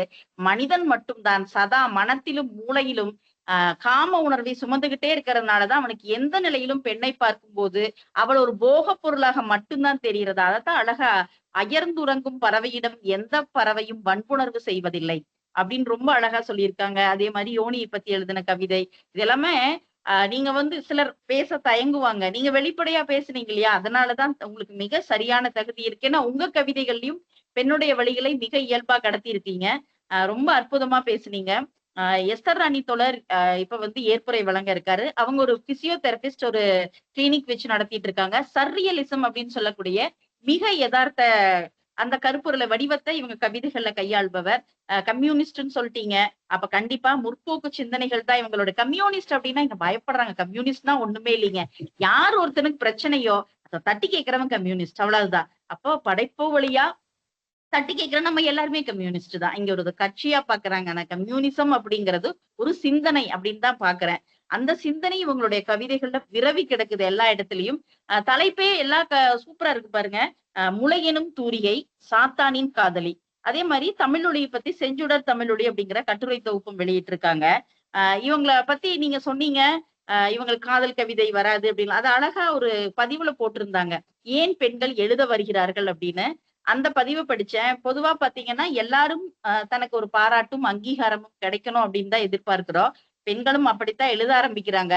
எழுத ஆரம்பிக்கும் பொழுது ஆண் கவனமா அவன் நிறைய புறவெளிகள்ல போறதுனால அவனுக்கு எழுதுறதுக்கு நிறைய இது கிடைக்குது. ஆனா பெண் எங்கதான் போனாலும் அவளுடைய சிந்தனை பாத்தீங்கன்னா குடும்பத்துக்குள்ளதான் இருக்கு. என்னதான் கண்கள் வானத்தை பார்த்தாலும் கைகளுக்கு கட்டுவது என்னமோ அந்த ஜன்னல் கம்பிகள் தான் அப்படின்ற ஒரு கவிதை மாதிரி பெண்களுக்கும் குடும்பம் அதை சுற்றியுள்ள இதுதான் வர்றதுனால அதையே எழுத்தா வெளிப்படுத்துறாங்க. அதையும் இவங்க குறிப்பிடுறாங்க, அவர் புகழ்ந்தார், இவர் புகழ்ந்தார், இவர் லைக் இட்டார் அப்படின்னு சொல்லி எது கொண்டாடப்படுதோ அதைவே திருப்பி திருப்பி திருப்பி பெண்கள் எழுதிக்கிட்டு இருக்காங்க. அப்ப நீங்க நிறைய எழுதணும்னா உங்களுக்கு ஒரு ஒரு முற்போக்கான சிந்தனை இருக்கணும், வாசிப்பு இருக்கணும், அதே மாதிரி தொலைநோக்கு பார்வை இருக்கணும் அப்படின்னு சொல்லிட்டு கடைசியா ஒரு வரி சொல்லியிருக்காங்க. இலக்கியத்திலாவது ஆண்களின் அதிகார நிழல் நம் மீது படியாது இருக்கட்டும் அப்படின்னு. எல்லா இடத்திலையும் ஆண் என்ன விருப்பப்படுறானோ, அவன் எதை ரசிக்கிறானோ அதற்காகவே தன்னை பெண்கள் உருமாற்றிக் கொள்கிறார்கள். ஆனா இங்க கூட வேண்டாம், உண்மையா எழுது, நீ என்ன நினைக்கிறியோ எழுது அப்படின்னு அவங்க சொல்லியிருக்காங்க. இவங்களுடைய பக்கத்துல நேத்து இரவு தான் இவங்களோட ஒவ்வொரு இதையும் பார்த்தேன். அதே மாதிரி நான் யாரா இருக்கணும்னு இந்த உலகத்துக்கு பறைசாற்றிட்டு இருக்கேன். நம்ம முகநூல்ல எல்லாருமே செய்யறோம் தான். வெளியே போனோம்னா போட்டோஸ் இருக்கு, குடும்பத்துல நான் மகிழ்ச்சியா இருக்கேன்னு காட்டிக்கிறதாகட்டும், ஒரு காஃபி குடிக்கிறது எடுத்து இன்ஸ்டால பேஸ்புக்ல போடுறோம். ஆனா ஒரிஜினல் நாம கிடையாது. ஒவ்வொருக்குள்ளும் பல முகமூடிகள் இருக்கு. தேவையான இடத்துக்கு தகுந்த மாதிரி அந்த முகமூடியை போட்டுக்கிறோம். அந்த ஒரிஜினல் நாம யாருன்னு நமக்கே சில நேரம் பயமா இருப்பதால் யாருக்குமே தென்படாமல் அவர்களை ஒளித்து வைக்கிறோம் அப்படின்னு ரொம்ப அழகா எழுதியிருந்தாங்க. இந்த யாருக்கும் பயப்படாம தன்னுடைய கருத்தை அப்படியே சொல்லக்கூடிய ஒரு துணிச்சல் இவங்களுக்கு இருக்கு. இப்ப இந்த நிர்பயா கவிதை தொகுப்பை பற்றியான தன்னுடைய ஏற்புரையை வழங்க தோழர் எஸ்தர் ராணி அவர்களை அன்போடு அழைக்கிறோம். அதுக்கு முன்னாடி நிகழ்வில் இணைந்துள்ள தமிழன் காசி, எஸ்ஆர்சி தோழர், எஸ்தர் ராணி, பிரியா வெங்கடேஷன், அனிதா ஸ்ரீகாந்த், அக்கலூர் ரவி, நவீன், பானுரேகா தோழர் எல்லாரையும் வருக வருக என்று வரவேற்கிறோம். குழந்தை அனிதா தோழர் வந்தாங்க, சிறிது நேரம் இருந்துட்டு வெறிய வேலை இருக்குன்னு சொல்லிட்டு வாழ்த்திட்டு போயிருக்காங்க. அவங்களுக்கும் நம்முடைய நன்றி. தற்போது எஸ்தர் ராணி தோழரை தன்னுடைய ஏற்புரை வழங்க அன்போடு அழைக்கிறோம். வாங்க தோழர். அனைவருக்கும் வணக்கம். ஒரு ஞாயிறு காலையில குறைந்தபட்சம் ஒரு 10 பேராவது இணைந்திருக்கீங்க. இதுல எனக்கு தெரியாத முகங்கள் தான் அதிகமா இருக்கு, தெரிந்த முகங்களை விட. உங்கள் அனைவருக்கும் என் அன்பின் வணக்கத்தை நான் தெரிவித்துக் கொள்கிறேன். இந்த நிகழ்வினை ஏற்பாடு செய்திருக்கிற நாற்கரம் பதிப்பகத்திற்கு என்னுடைய அன்பும் நன்றியும். அதே நேரத்தில் நான் பேசுவதற்கு முன்பாகவே 2 எழுத்தாளர்கள் இந்த நிகழ்ச்சியை தொடங்கி இதுவரைக்கும் நடத்தி வந்திருக்காங்க. இந்த 2 எழுத்தாளர்களுமே நிறைய பேசிட்டாங்கன்னு நினைக்கிறேன், என்னை பற்றியும் என்னுடைய கவிதைகளை பற்றியும். அவருடைய அன்பிற்கு நான் நிகழ்ந்திருக்கிறேன். அவர்கள் இருவருக்கும் என்னுடைய வணக்கத்தையும் நன்றியையும் அன்பையும் இந்நேரத்திலே தெரிவித்துக் கொள்கிறேன். பொதுவா பாத்தீங்கன்னா இது ஏற்புரை அப்படின்னு வரும் பொழுது இன்றைக்கு நிகழ்ந்த இந்த நிகழ்ச்சி பாத்தீங்கன்னா என்னை பத்தி அவர் எதுவுமே நெகட்டிவா சொல்லல. ஆக்சுவலா அவர் ஒரே ஒரு இடத்துல மட்டும்தான் சொல்லியிருந்தாரு, பார்த்திருக்கிறாயா அப்படின்னு. ஆக்சுவலா அது எழுத்து பிழை தான், அது ஏதோ பிரிண்டிங்ல ஏதோ அந்த இது வந்திருக்கும்னு நினைக்கிறேன். நான் பார்த்திருக்கிறாயான்னு அது எழுதுனேன், அது நம்ம கரெக்ஷன் பண்ணிக்குவோம் அடுத்த இதுல. மற்றபடி பாத்தீங்கன்னா எழுத்து பிழைகள் இது மாதிரியான விஷயங்கள் இப்ப நான் எழுதிக்கிட்டு இருக்கும் பொழுது சரியலிசம்ல ஏதாவது ஏதாவது நான் எப்படி என்ன கொண்டு வரணும்னு நினைக்கிறேனோ அதை அப்படியேதான் பயன்படுத்துறேன். வழு அப்படின்னு சொல்லக்கூடிய இடங்கள், திணை வழுவோ இல்ல பால் வழுவோ அந்த மாதிரி இடங்களை நான் ஒர்க் அவுட் பண்றது இல்லை, அதை ரீரைட் பண்றது இல்லை ஆக்சுவலா. அதுதான் இது ஒரு 3 கவிதை தொகுப்புகள் இதுவரைக்கும் வெளியிட்டிருக்கேன். ஒன்று முளையனும் துறை, அதுதான் முதல் கவிதை தொகுப்பு. அது சரியலிசம் சார்ந்து எழுதுனது அல்ல. தமிழ்ல மிக யதார்த்த இந்த வடிவ கவிதைகளை எழுதுபவர்கள் ரொம்ப ரொம்ப குறைவு. கவிதைகளை பொறுத்த வரைக்கும் பாத்தீங்கன்னா காதல் கவிதைகள் தான் எல்லா இடத்துலயுமே நிரம்ப பிடிச்சிருக்கு. இல்லைன்னா இந்த தன்னிறக்க கவிதைகள், இந்த மாதிரியான கவிதைகள் தான் பெரிய பெரிய கவிஞர்கள் கூட பல ஆண்டு காலமாகவே எழுதிக்கிட்டு வராங்க. மற்றபடி கவிதைகளின் வழியாக ஒரு சமூகத்தை நோக்கி எழுதக்கூடியவர்கள் ரொம்ப ரொம்ப குறைவாக இருக்காங்க அப்படின்னு தான் நான் கருதுகிறேன். ஏதாவது ஒரு ஈவெண்ட் நடக்குதுன்னு வச்சுக்கோங்களேன், ஏதாவது ஒரு சமூகத்துல ஒரு துர்ச்செயலோ இல்ல தேவையற்ற செயலோ நடக்கும் பொழுது மட்டும்தான் ஏதோ 1-2 பேர் எழுதுறாங்க. அந்த வரிசையில எப்போதுமே நான் தொடர்ந்து ஏதாவது ஒன்று மனதை பாதிக்கிற பொழுதோ அது எழுதுகிற அந்த பழக்கம் இருக்கு. அது தவிர்த்து மக்களுக்கு விழிப்புணர்வு கொடுக்கணும் அப்படிங்கிறதுக்காக எழுதக்கூடிய கவிதைகளுமே இருக்கு. ஆனா இவை யாவும் என்னுடைய கண்ட்ரோல்ல நான் வச்சுக்கிறது இல்லை. சரியலிசம் எழுதும் பொழுது அது அதுவாகவே வெளிப்படுவது. அதனால அதை நான் ஃபில்டர் பண்ணி நான் எழுதுறது இல்லை. சாத்தானின் காதலிக்கும் நிர்பயாக்கும் இடையில இருக்கக்கூடிய வேறுபாடு என்ன அப்படின்னு கேட்டீங்கன்னா, சாத்தானே பொதுவா என் கவிதைகள் யாரும் படிக்கிறது இல்லைன்னு வச்சுக்கோங்களேன். ரொம்ப பெரிய மனசு பண்ணி இந்த நிகழ்ச்சியை ஆர்கனைஸ் பண்ணியிருக்கீங்க. ஏன்னா ஒரு தீவிர எழுத்தை சமூகம் விரும்புவதில்லையோ அப்படின்னு நான் யோசிக்கிறேன். எப்படின்னு பாத்தீங்கன்னா ஒரு சினிமாவுல பாத்தீங்கன்னா பீக்ல யார் இருக்காங்களோ, அது டைரக்டரா இருக்கட்டும், ஆக்டரா இருக்கட்டும், ஆக்ட்ரஸா இருக்கட்டும், ஒரு பாடலாசிரியரா இருக்கட்டும், அவங்களுடைய பீக் பெர்ஃபார்மன்ஸ் டைம்ல தான் அவங்கள கொண்டாடுவாங்க. அப்படியே ஓ அப்படின்னு கொண்டாடுவாங்க. ஆனா இலக்கியவாதிகளை பொறுத்த வரைக்கும் பாத்தீங்கன்னா செத்தாதான் தூக்கி வச்சு கொண்டாடுவாங்க. அந்த புத்தகமே எங்க இருக்குன்னு அப்பதான் தேடுவாங்க. ஸோ இது இலக்கியவாதிகளுக்கான சாபம். அவங்க எவ்வளவு பெரிய இலக்கியவாதியும் தான் உயிரோடு இருக்கும் பொழுது பாத்தீங்கன்னா ஒரு தனக்கான அங்கீகாரத்தையோ சரியான விமர்சனத்தையோ பாராட்டையோ ஏற்றுக்கிட்டு இருக்காங்க அப்படின்னு என்னால நம்ப முடியல. இப்போ நீங்க முகநூல்லையோ இல்ல வெளியிலேயோ பேசப்படக்கூடிய இலக்கியவாதிகள்ல எத்தனை பேர் உயிரோடு இருக்கும் பொழுது இந்த மாதிரியான வெளிச்சம் அவங்க மேல பட்டுது அப்படின்னு நம்ம யோசிக்க வேண்டியதா இருக்கு. என்னுடைய எழுத்து அப்படிங்கிறது விருதுக்காகவோ இல்ல பரிசு பெறுவதற்காகவோ நான் எழுதுறது இல்லை. இதை நான் ஒரு ஆவணப்படுத்துறதா நான் எப்போதுமே கருதுவேன். ஸோ இட் இஸ் லைக் என்னன்னா என்ன இங்க நிகழுதோ அதை அப்படியே ஆவணப்படுத்தணும் அப்படிங்கிற அந்த ஒரு எண்ணம் மட்டும் எனக்கு இருக்கு. ஏன்னா ஒரு கவிஞர், ஒரு படைப்பாளி, ஒரு எழுத்தாளருக்கு இருக்கக்கூடிய கடமையாக, சமூக கடமையாக நான் வந்து இத பார்க்கிறேன். எப்படின்னு கேட்டீங்கன்னா, ஒரு ஒரு பழைய கால சிற்பம் எடுத்துக்கோங்களேன், இல்ல ஓவியம் எடுத்துக்கோங்களேன். அது என்னன்னா, அந்த காலத்தில் இருந்த ஏதோ ஒன்றை அந்த சிற்பியோ, அந்த படைப்பாளியோ சொல்ல விரும்பின கருத்த வந்து அது சொல்லுது. அப்போ நம்மளுடைய எழுத்துல இப்ப சமகாலத்துல குறைந்தபட்ச உண்மையாவது அது இருக்கணும் இல்லைங்களா? மிக எதார்த்தம் அப்படிங்கிற வடிவமே என்னன்னா, மிக அதிகபட்சமான உண்மையை நீங்க ஏற்க மறுக்கின்ற உண்மைய வந்து அது பேசக்கூடியதுதான் மிக எதார்த்தம் ஆக்சுவலா. அது வந்து ஒரு வடிவம் கிடையாது ஆக்சுவலா. அதாவது நீங்க சொல்ற மாரி ஒரு போஸ்ட் மாடர்னிசம் சொல்ற மாதிரி, அந்த மாரி ஒரு வடிவம் கிடையாது அது. அத வந்து நான் ஒரு எழுத்தாளனுடைய தன்மையாகத்தான் பார்ப்பேன். ஆ யாருனால ரொம்ப கட்ஸியா எந்த விஷயத்தையும் தன்னுடைய படைப்பை அப்படியே தன்னையும் கூட அப்படியே வெளிப்படுத்த முடியுமோ அவங்க தான் சரியலிஸ்ட்டுகள். அதனால தான் அது வந்து எடிட்டிங்ல வந்து ஆ நெறைய அத நான் ஏத்துக்கிறது. ஏன்னா நெறைய நேரங்கள்ல வந்து இத இப்படி மாத்தி எழுதுனீன்னா இந்த கவிதை எவ்ளோ பிரமாதம் ஆயிடும் தெரியுமா? அப்படின்னு நெறைய பேர் என்கிட்ட சொல்றது உண்டு. ஆக்சுவலா அது பிரமாதப்படுத்துவதற்காக எழுதுவது இல்ல. ஆ ஒரு ஆழ் மனதுல நமக்குள்ள படிமங்கள் இருக்கும் இல்லையா? அது அப்படியே எழுதுவதுதான். அதனால வந்து எ எழுதி ஒரு பாணிய, இல்ல ஒரு நடைய, ஒரு கருத்த அப்படி கொண்டு வரும் பொழுது, அத எப்படி பிரசன்ட் பண்ணணும் அப்படிங்கிறது வந்து அந்த கிரியேட்டருடைய விருப்பம் தான். அதனால என்கிட்ட தொடர்ந்து நெறைய பேர் ஈவன் பெரிய இலக்கிய ஆளுமைகள் கூட, "நீ இத வந்து மாற்றி எழுதணும்" அப்படின்னு சொல்லும் பொழுது, நான் அத ஒத்துக்கிறது இல்ல. அததான் வந்து தோழர் வந்து மென்ஷன் பண்ணியிருந்தாரு. "இது இப்படி இருக்கலாமே, அப்படி இருக்கலாமே." இல்ல அது மனசுக்குள்ள எப்படி இருந்ததோ, அது அப்படியே இருக்கட்டும். ஏன்னா, இது லட்சக்கணக்குல விக்கவும் போறது இல்ல. இத யாரும் நீங்க தூக்கி கொண்டாடவும் போறது இல்ல. இதுக்கு விருதும் கிடைக்க போறதில்ல. இது பரிசையும் நான் எதிர்பார்த்து எந்த போட்டிகளுக்கோ, பத்திரிகைகளுக்கோ அனுப்ப போறதில்ல.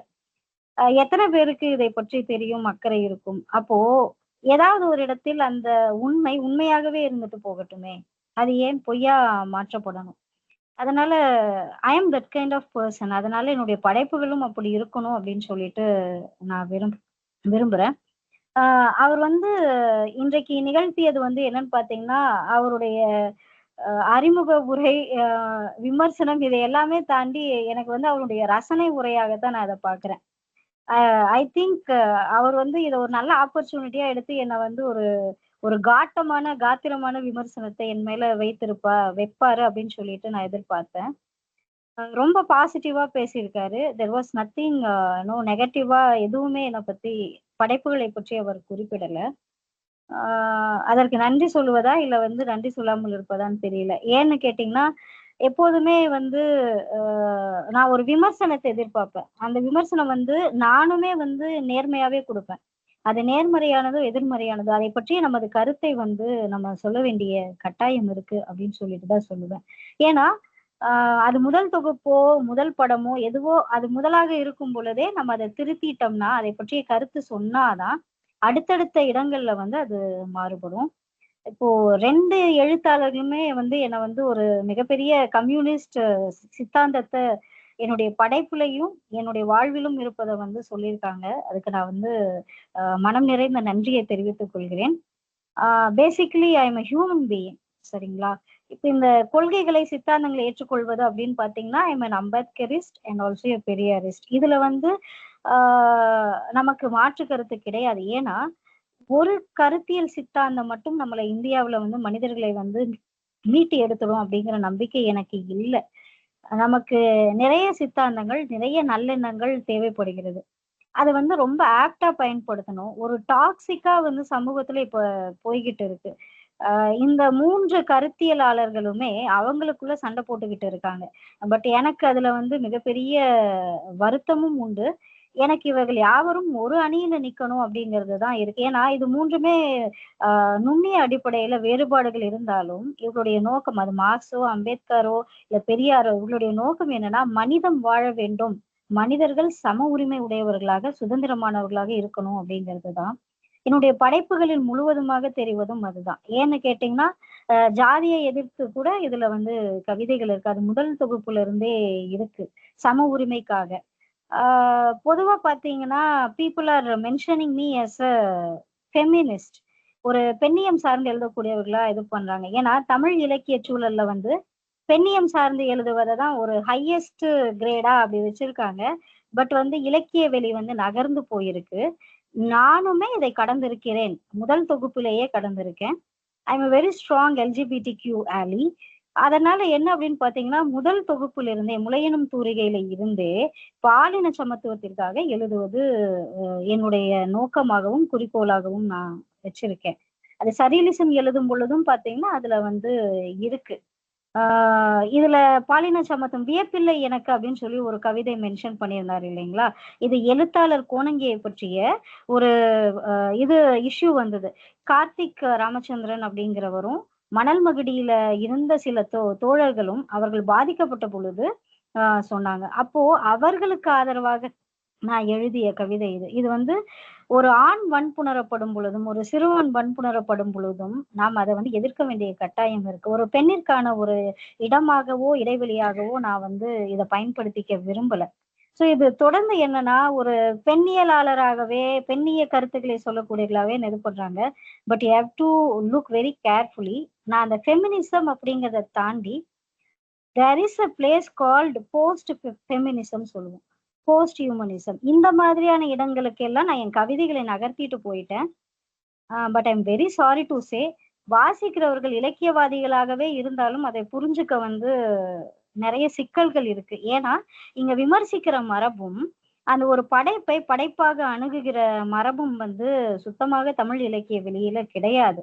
அதனால என்ன அப்படின்னு பாத்தீங்கன்னா, ஒரு ஒரு கவிதைய அதனுடைய டிசைனோ அதனுடைய பேட்டர்னோ அதனுடைய நடை அது என்ன கருத்தியல் பேசுகிறது அப்படின்னு அணுகக்கூடியவர்கள், அது கதையாக இருக்கட்டும் இல்ல கவிதையாக இருக்கட்டும் நாவலாக இருக்கட்டும் இல்ல அல்புனைவாக கூட இருக்கட்டும், அப்படி பேசக்கூடிய ஆட்கள் வந்து வெகு வெகு குறைவாகவே இருக்கிறார்கள்.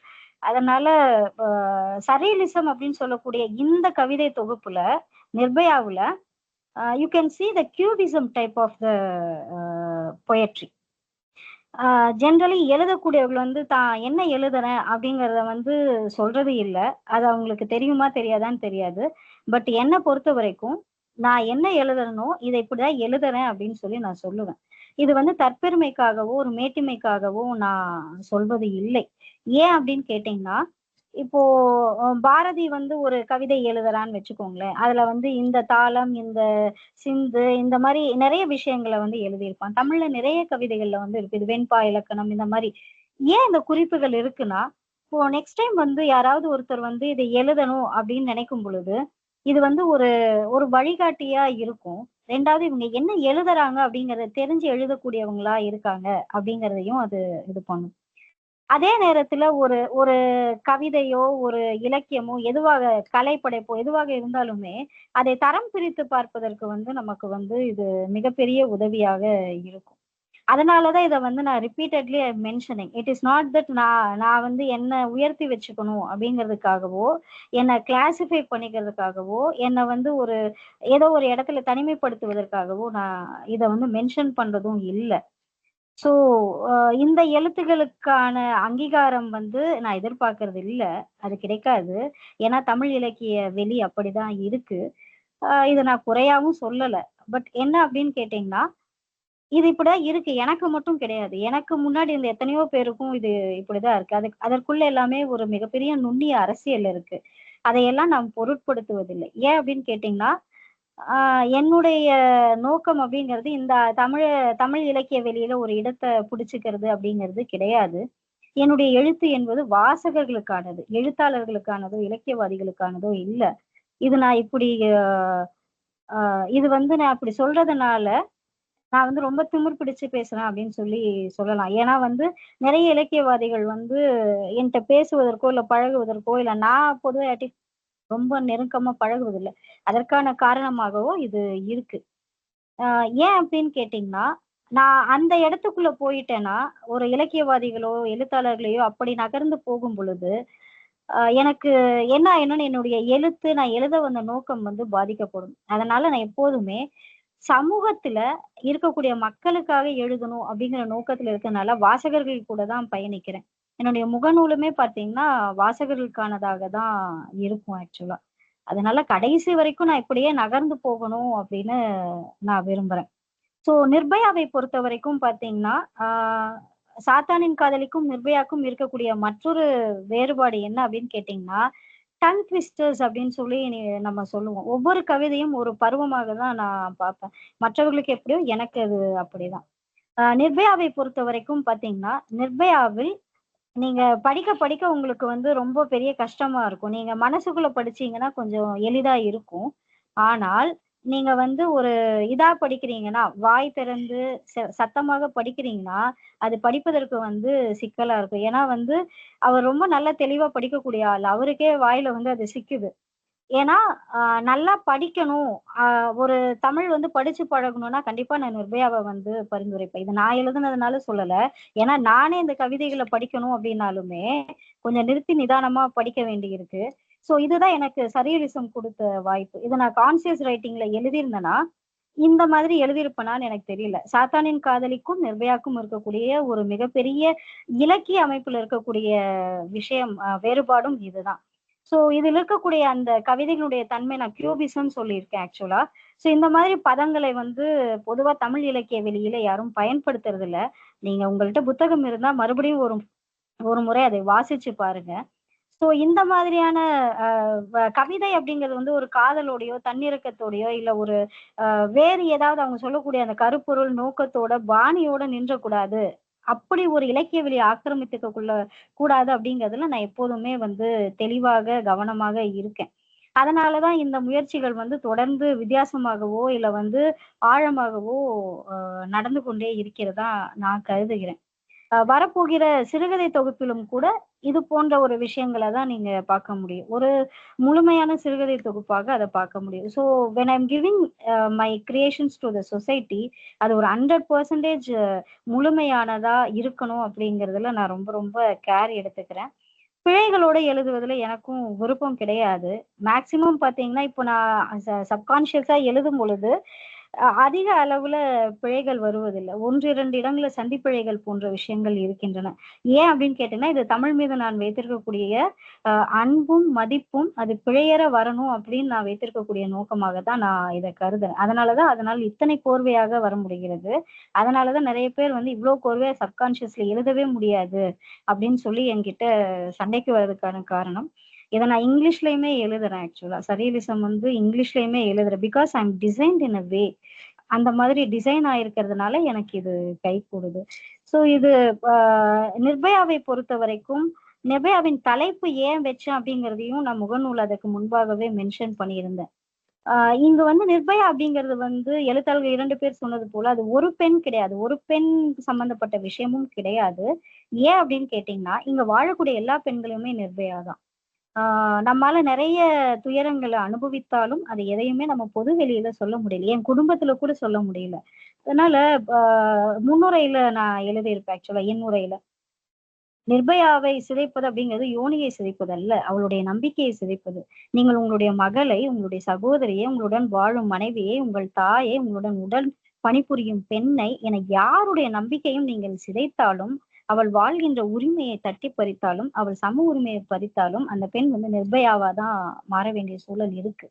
அதாவது பயந்து பயந்து பயந்து பயந்து வாழ்ந்து ஒரு கட்டத்தில் வெடிக்கும் பொழுதுதான் நாம் பயமற்றவர்களாக மாற முடிகிறது.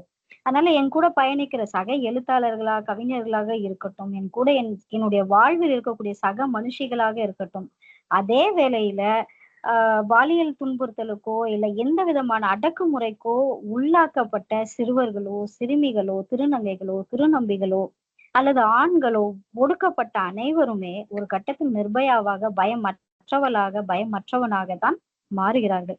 அவர்களை வந்து அடையாளப்படுத்தவும், அவர்களை ஆற்றுப்படுத்தவும், அவர்களை ஆவணப்படுத்தவும் தான் இந்த நூலினுடைய தலைப்பு வந்து நான் இப்படி வச்சிருக்கேன். கிட்டத்தட்ட வந்து ஒரு 10, 12 வருடங்கள் ஆகியும் கூட எந்த நூலுமே நிர்பயாவின் பெயருக்கு இது கொடுக்கப்படல. சோ இந்த இடத்துலதான் இந்த கவிதை தொகுப்பு வந்து நான் வந்து பூலான் தேவிக்காக சமர்ப்பணம் பண்ண வேண்டியதாக இருந்தது. அதனாலதான் நேற்றைய, இன்றைய, நாளைய பூலான் தேவிகளுக்காக இது பண்ணணும்.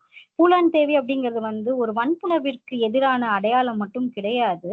ஒரு மிகப்பெரிய ஒரு அடக்குமுறை, ஜாதிய அடக்குமுறையாக இருக்கட்டும், அல்லது வந்து வர்க்க ரீதியான அடக்குமுறையாக இருக்கட்டும், பாலின அடக்குமுறையாக இருக்கட்டும், இதை எல்லாவற்றிற்கும் எதிராக அவள் பேசியவள். அதற்காக துணிந்து தன் வாழ்க்கையே தான் சாகடிக்கப்படுவோம்னு தெரிஞ்ச பிறகும் கூட போராடியவள். அப்படி ஒரு போராட்டத்தின் உருவமாக தான் நான் பூலான் தேவியை பார்க்கிறேன். இந்த இடத்துலதான் வந்து தலித் யோனி அப்படிங்கிற அந்த கவிதை அந்த இடத்துல இருக்கக்கூடியது வந்து அது பூலான் தேவியை மென்ஷன் பண்ணக்கூடியதுதான். இத்தொகுப்பில் வந்து நிறைய குறியீடுகள் தான் நிறைந்திருக்கும். குறியீடுகள் பிடிப்பவர்களுக்கும் இல்ல அதை வந்து ரசிப்பவர்களுக்கும் அதை புரிந்து கொள்ள முயற்சிப்பவர்களுக்கும் இது வந்து மிகப்பெரிய ஒரு நல்ல ரசனைக்குரிய தொகுப்பாக இருக்கும். அது பிடிக்கல, ரொம்ப பிளெயின் பொயட்ரியா எதிர்பார்க்கிறவங்களுக்கு இது இந்த கவிதை தொகுப்பு வந்து ரொம்ப பெரிய ஏமாற்றமாக இருக்கும். பொதுவாக நான் எழுதும் போது நிறைய புரியலன்னு சொல்லுவாங்க. பட் புரியலைனால அதுல நான் எப்போதுமே வாசிக்கும் பொழுது ஒரு நல்ல அனுபவம் கிடைக்கும், ஒரு ஒரு பர்சனல் ஃபீலிங் கிடைக்கும், அதை நீங்க அனுபவிக்கணும் அப்படின்னு சொல்லுவேன். அதைத்தான் நான் இங்கேயும் ரெக்வெஸ்ட் பண்ண விரும்புறேன். தலித் யோனி அப்படிங்கிற அந்த கவிதையில வந்து மணிப்பூர்ல நிகழ்ந்த அந்த சம்பவத்திற்காக எழுதியிருந்தேன். அதாவது ஒரு பெண்கள் வந்து ஒரு உடல்ல வந்து உடைய வன்கொடுமையின் காரணமாக அவங்களை கழட்டி ஒரு கும்பல் வந்து அவங்களை இழுத்துட்டு போகும் பொழுது அதை காணொளி பண்றாங்க, அது உலகம் முழுவதும் பரப்புறாங்க. இது போன்ற நிகழ்ச்சிகள் வந்து உலகெங்கிலும் நடந்து கொண்டே இருக்கு. எஸ்பெஷலி லைக் இந்த நடிகைகள் அந்த மாதிரியான ஆட்களுடைய வீடியோக்கள் வந்துகிட்டே இருக்கு. இந்த இடத்துல எடுத்தோம், அந்த இடத்துல எடுத்தோம், ஆடிஷன்ல வந்துச்சு அப்படின்னு சொல்றாங்க. தயவு செஞ்சு பார்க்காதீங்க. நான் பார்த்தேன், அதுல வந்து என்ன இருக்கு அப்படின்னு தெரிஞ்சுக்கிறதுக்காக நான் பார்த்தேன், அது விமர்சனம் பண்றதுக்காக பார்த்தேன் அப்படின்னு தயவு செஞ்சு சொல்லாதீங்க. அதுல உங்க பொண்ணோ உங்களுக்கு சம்மந்தமான எந்த பெண்ணோ இருந்தா விமர்சனம் பண்றதுக்காகவாவது பாப்பீங்களா நீங்க? அதை சொல்லுங்க. தயவு செஞ்சு அந்த மாதிரி பார்க்காதீங்க. ஏன்னா அந்த கவிதை எழுதுனதுக்கான நோக்கமே அதுதான். பைதவே காணொளி எப்படி இருந்தது அப்படிங்கிறது வந்து ஒரு ஒரு நான் இது வரைக்கும் அந்த மாதிரி காணொளிகள் பார்க்கறது இல்லை. There are pornographic videos. ஒரு கன்சர்ன் கொடுத்து அதுலயுமே நிறைய ஹியூமிலியேஷன் இருக்கும். அதே நேரத்துல கன்சர்ன் கொடுத்திருந்தாலும் அந்த பெண்ணினுடைய உடல் வந்து போக பொருளாக மாற்றப்பட்டது தான் வந்து நம்ம போர்னோகிராஃபில பாக்குறோம். அதுல குறைந்தபட்ச நியாயம் என்ன அப்படின்னு பாத்தீங்கன்னா, என்ன எடுத்திருக்காங்க, அந்த பொண்ணு வந்து அந்த இடத்துல வந்து அவ கன்சென்ட்டோட நிக்கிறா, அவளுக்கு விருப்பம் இருக்கா என்ன அப்படிங்கிறது இரண்டாவது கேள்வி. ஆனா எந்த வற்புறுத்தலின் பேரில் அவ அங்க நிக்கிறான்னு தெரியாது. ஆனா அப்படிப்பட்ட காணொளிகள் இருக்கும் பொழுது கூட வாழ்ற ஒரு பொண்ணை ட்ரெஸ்ஸை கழட்டி தான் பார்ப்பேன், அது யார் எவன் போட்டாலும் பார்ப்பேன் அப்படின்னு சொல்றீங்கன்னா நீங்களாம் யாருன்னு எனக்கு புரிஞ்சுக்க முடியல. I seriously condemn this. அது ஒரு ஆணாக இருந்தாலுமே தப்புதான், அது ஒரு குழந்தையாகவே இருந்தாலும் தப்புதான், அது திருநங்கையோ திருநம்பியாகவோ யாராக இருந்தாலுமே யாருடைய பர்சனலான மிக மிக ஒரு ஒரு தனித்த தான் மட்டும் பார்க்கக்கூடிய தனக்கு சம்பந்தமானவங்க மட்டுமே பகிரக்கூடிய விஷயங்களை எல்லாம் ஒரு பாக்குறது அப்படிங்கிறது வந்து ஒரு கேவலமான விஷயம். தயவு செஞ்சு அது புள்ளி வச்சு பாக்குறது, அந்த வீடியோக்களை கேட்டு வாங்கி பாக்குறது, இந்த மாதிரி விஷயங்கள் தயவு செஞ்சு பண்ணாதீங்க. விமர்சனம் பண்ணுவதற்கோ இல்லை அதை பார்த்து இது பண்றதுக்கோ உங்களுக்கு வந்து வேற நிறைய விஷயங்கள் இருக்கு. ஏன்னா அந்த பெண்ணோ இல்ல ஒரு ஆணோ கூட எடுத்துக்கோங்க, அது அதுக்கப்புறம் அதை எப்படி எதிர்கொள்ளுவாங்க அப்படிங்கிறது வந்து மிகப்பெரிய சிக்கல். அதனால யாருடைய அந்தரங்கத்தையும் பார்ப்பதற்கும் அனுமதியின்றி அதை விமர்சிக்கிறதுக்கும் நமக்கு வந்து தகுதியும் கிடையாது. அப்படி இருந்தா நாம வந்து மனுஷங்களும் இல்லை அப்படிங்கிறதுல நான் ரொம்ப ஸ்ட்ராங்கா இங்க பதிவு பண்ண விரும்புறேன். நிர்பயா அப்படிங்கிற தொகுப்பு வந்து இந்த சமூகத்திற்கு வழங்கியதுல எனக்கு மிகப்பெரிய மகிழ்ச்சி உண்டு. ஏன் மகிழ்ச்சி அப்படின்னு சொன்னா, இது வந்து ஒரு துக்கமான விஷயம், இதை போய் மகிழ்ச்சியா பேசுற அப்படின்னு சொல்லுவாங்க. ஆனா வந்து எதனால இதை நான் மகிழ்ச்சி அப்படின்னு சொல்றேன் அப்படின்னு கேட்டீங்கன்னா, என்னால குறைந்தபட்சம் என்னை சுத்தி நடக்குது அப்படிங்கிறத பயம் இல்லாம ஆணித்தரமாக என்னோட கருத்தை நான் வந்து வெளிப்படுத்தி இருக்கேன். நான் வந்து நானாக வெளிப்பட்டு இருக்கேன். இதுதான் என்னுடைய மகிழ்ச்சி. இப்படித்தான் பயந்து போயிருக்க, அடக்குமுறைக்கு உள்ளாகி இருக்க, குறைந்தபட்சம் அதாவது பாலின மற்றும் பாலியல் துன்புறுத்தல்களுக்கு ஆளாகி இருக்க யாராக இருந்தாலும் சரி, எந்த பாலினத்தை சேர்ந்தவர்களாகவும் இருந்தாலும் சரி, அவங்க இதுல இருந்து வெளியே வர்றதுக்கு இந்த நூல் வந்து ஒரு தூண்டுகோலாகவும் உந்துகோலாகவும் குறைந்தபட்சம் ஒரே ஒருவருக்கு வந்து இது ஆறுதலை வழங்கக்கூடியதாகவும் இருக்கும். எப்போதுமே ஒரு நூலுக்கு நான் எப்பவும் என்ன நினைப்பேன்னா, யாராவது ஒரே ஒருத்தரை வந்து மனசு அது தொடணும் ஆற்றுப்படுத்தணும்னு சொல்லுவேன். இந்த இடத்துல வந்து கவிஞர் புதிய மாதவி சங்கரன் வந்து இந்த நூலுக்கு விமர்சனம் எழுதியிருந்தார். எனக்கு தெரிஞ்சு இந்த நூலுக்கு விமர்சனம் எழுதிய ஒரே ஒரு நபர் அவங்கதான். அவங்களுக்கு நான் இந்த நேரத்துல என்னுடைய மனமார்ந்த நன்றியையும் அன்பையும் நான் தெரிவிக்க கடமைப்பட்டிருக்கேன். அவங்க வந்து ஆல்ரெடி எனக்கு கொடுத்த அந்த விமர்சனத்தையே நான் விருதாக கருதுகிறேன். ஏன்னு கேட்டீங்கன்னா, இந்த கவிதை தொகுப்பை வந்து அவங்க மிகப்பெரிய கவிஞர், அதே நேரத்துல நானும் அவங்க ஒரு விதத்துல ஒரே மாதிரி. என்னன்னா, 2 பேருமே உண்மையை மட்டும்தான் கொஞ்சம் பேசுவோம். விமர்சனங்களும் அப்படிப்பட்டதுதான். இந்த வெஜினல் மோனோலாக் அப்படிங்கிற ஒரு டிராமா, அதாவது உலகெங்கிலும் இருக்கக்கூடிய பெண்களினுடைய பாலியல் துன்புறுத்தலுக்கான வலியை வந்து ஒரு நாடகமாக பண்ணியிருந்தாங்க. சோ அந்த நாடகத்திற்கு ஒப்பாக இதுல வந்து இந்த விஷயங்கள் பேசப்பட்டிருக்கிறதா அவங்க வந்து மென்ஷன் பண்ணியிருந்தாங்க. இதை விட மிகப்பெரிய விருது வந்து எனக்கு தேவைப்படாது. சோ ஒரு நூலுக்கான ஜஸ்டிபிகேஷனா நான் வந்து அதை அப்படிதான் பாக்குறேன். என்னுடைய கடந்த 4 நூல்களுக்குமே அப்படிப்பட்ட ஒரு விமர்சனங்களையும் தனிநபர் பாராட்டுதல்களையும் நான் பெற்றிருக்கிறேன். அது பொது வெளியில வரல. ஏன்னா இவ்வளவு தைரியமாகவோ இவ்வளவு இந்த கருப்பொருட்கள் வந்து உண்மையை பேசும் பொழுது பெண்கள் துணிந்து இதற்கு விமர்சனம் எழுதவும் இதை பற்றி பேசுவதும் பேசுபொருளாக மாற்றுவதும் பாத்தீங்கன்னா ரொம்ப ரொம்ப குறைவா இருக்கு. ஏன்னா அவங்க தங்கள் மேல தாக்குதல் வருமோன்னு நினைக்கிறாங்க. ஆண்களுக்கும் இதில் பேசுவதுல வந்து தயக்கமாக தான் இருக்கு. அதை எழுதுவதுல குறைந்தபட்சம் அது புரியணும் அப்படிங்கிறது தான் என்னுடைய வேண்டு. நீங்க எழுதுறீங்க எழுதல அப்படிங்கறத விட புரியணுங்கிறது என்னுடைய வேண்டுகோளாகவும் விருப்பமாகவும் இருக்கு. அதனால என்னை பொறுத்த வரைக்கும் நான் நிர்பயாவை வந்து சமூகத்திற்கு கொடுத்து விட்டேன். அதை கொண்டு சேர்க்க வேண்டியது வாசகர்களுடைய பொறுப்பு. அப்படிதான் நான் எடுத்துக்குவேன். அதனால இப்படி ஒரு நல்ல நிகழ்ச்சியை ஏற்பாடு செய்து கொடுத்திருந்த நாற்கரம் பதிப்பகத்திற்கும் எழுத்தாளர்கள் இருவருக்கும் என்னுடைய மனமார்ந்த நன்றியை தெரிவித்துக் கொள்கிறேன். தொகுப்பு யாராவது படிச்சிருந்தீங்கன்னா இல்ல ஏதாவது என்னுடைய முகநூல் கவிதைகளை இது குறித்த கவிதைகள்ல ஏதாவது சந்தேகங்களோ ஏதாவது இருந்ததுன்னா நீங்க தயவு செய்து கேட்கலாம். நான் பதில் சொல்ல கடமைப்பட்டிருக்கிறேன். உங்கள் அனைவருக்கும் என்னுடைய காலை வணக்கத்தையும் நன்றியையும் தெரிவித்துக் கொள்கிறேன். நன்றி, வணக்கம்.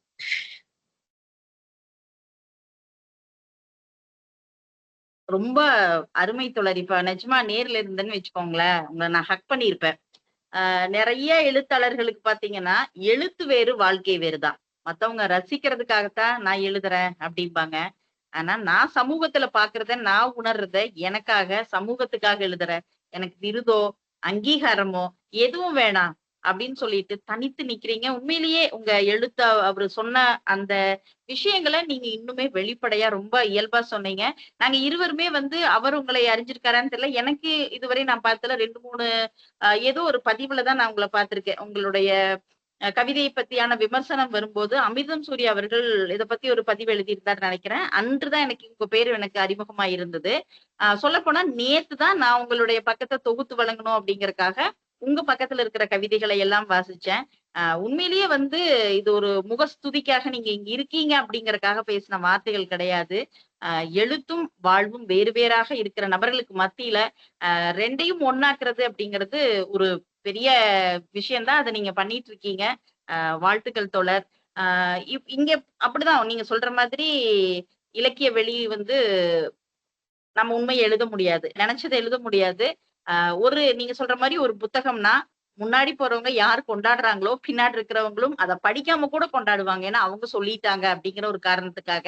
இலக்கியத்துக்கு நான் வாசிப்பாளரா முதல்ல பயங்கர வாசிப்பாளர் தான். அப்ப இருக்கிற வரைக்கும் இலக்கிய உலகம் எதுவுமே தெரியாது. நீங்க சொன்ன மாதிரிதான் இலக்கிய உலகம் வந்தபோது எழுத்தாளுமையிலா தெரியும் போது எல்லார்ட்டையும் தள்ளி நின்னுக்கிறது ரொம்ப நல்லது.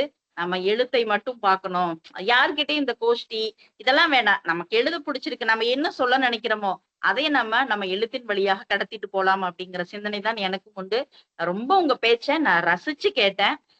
மற்ற தோழர்கள் இப்ப இருக்கீங்க, SRC தோழர், தமிழன் காசி, பானுரேகா தோழர், நவீன் தோழர் எல்லாம் இருக்கீங்க. இந்த நூலை பற்றி வாசிச்சிருந்தாலும் சரி, இப்ப பிரியா வெங்கடேசன் தோழரோட உரையோ அல்லது எஸ்தர் ராணி தோழர் வந்து தன்னுடைய உரை பற்றி குறிப்பிட்டதோ, உங்களுக்கு மாற்று கருத்து இருந்தாலும் சரி, ஏற்புடைமை இருந்தாலும் நீங்க வந்து வெளிப்படுத்தலாம். காசி அண்ணா கை தூக்கி இருக்காங்க. அண்ணா பேசுங்கண்ணா.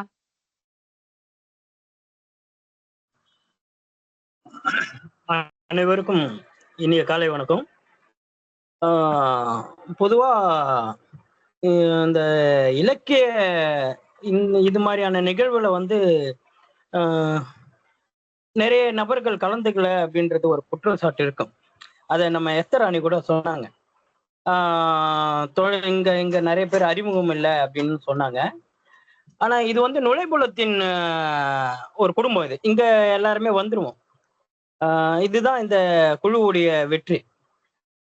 இன்னும் சில பேர் வந்து வரல அப்படின்னாக்கா எல்லாருக்கும் ஏதோ ஒரு வேலையில இருக்காங்க.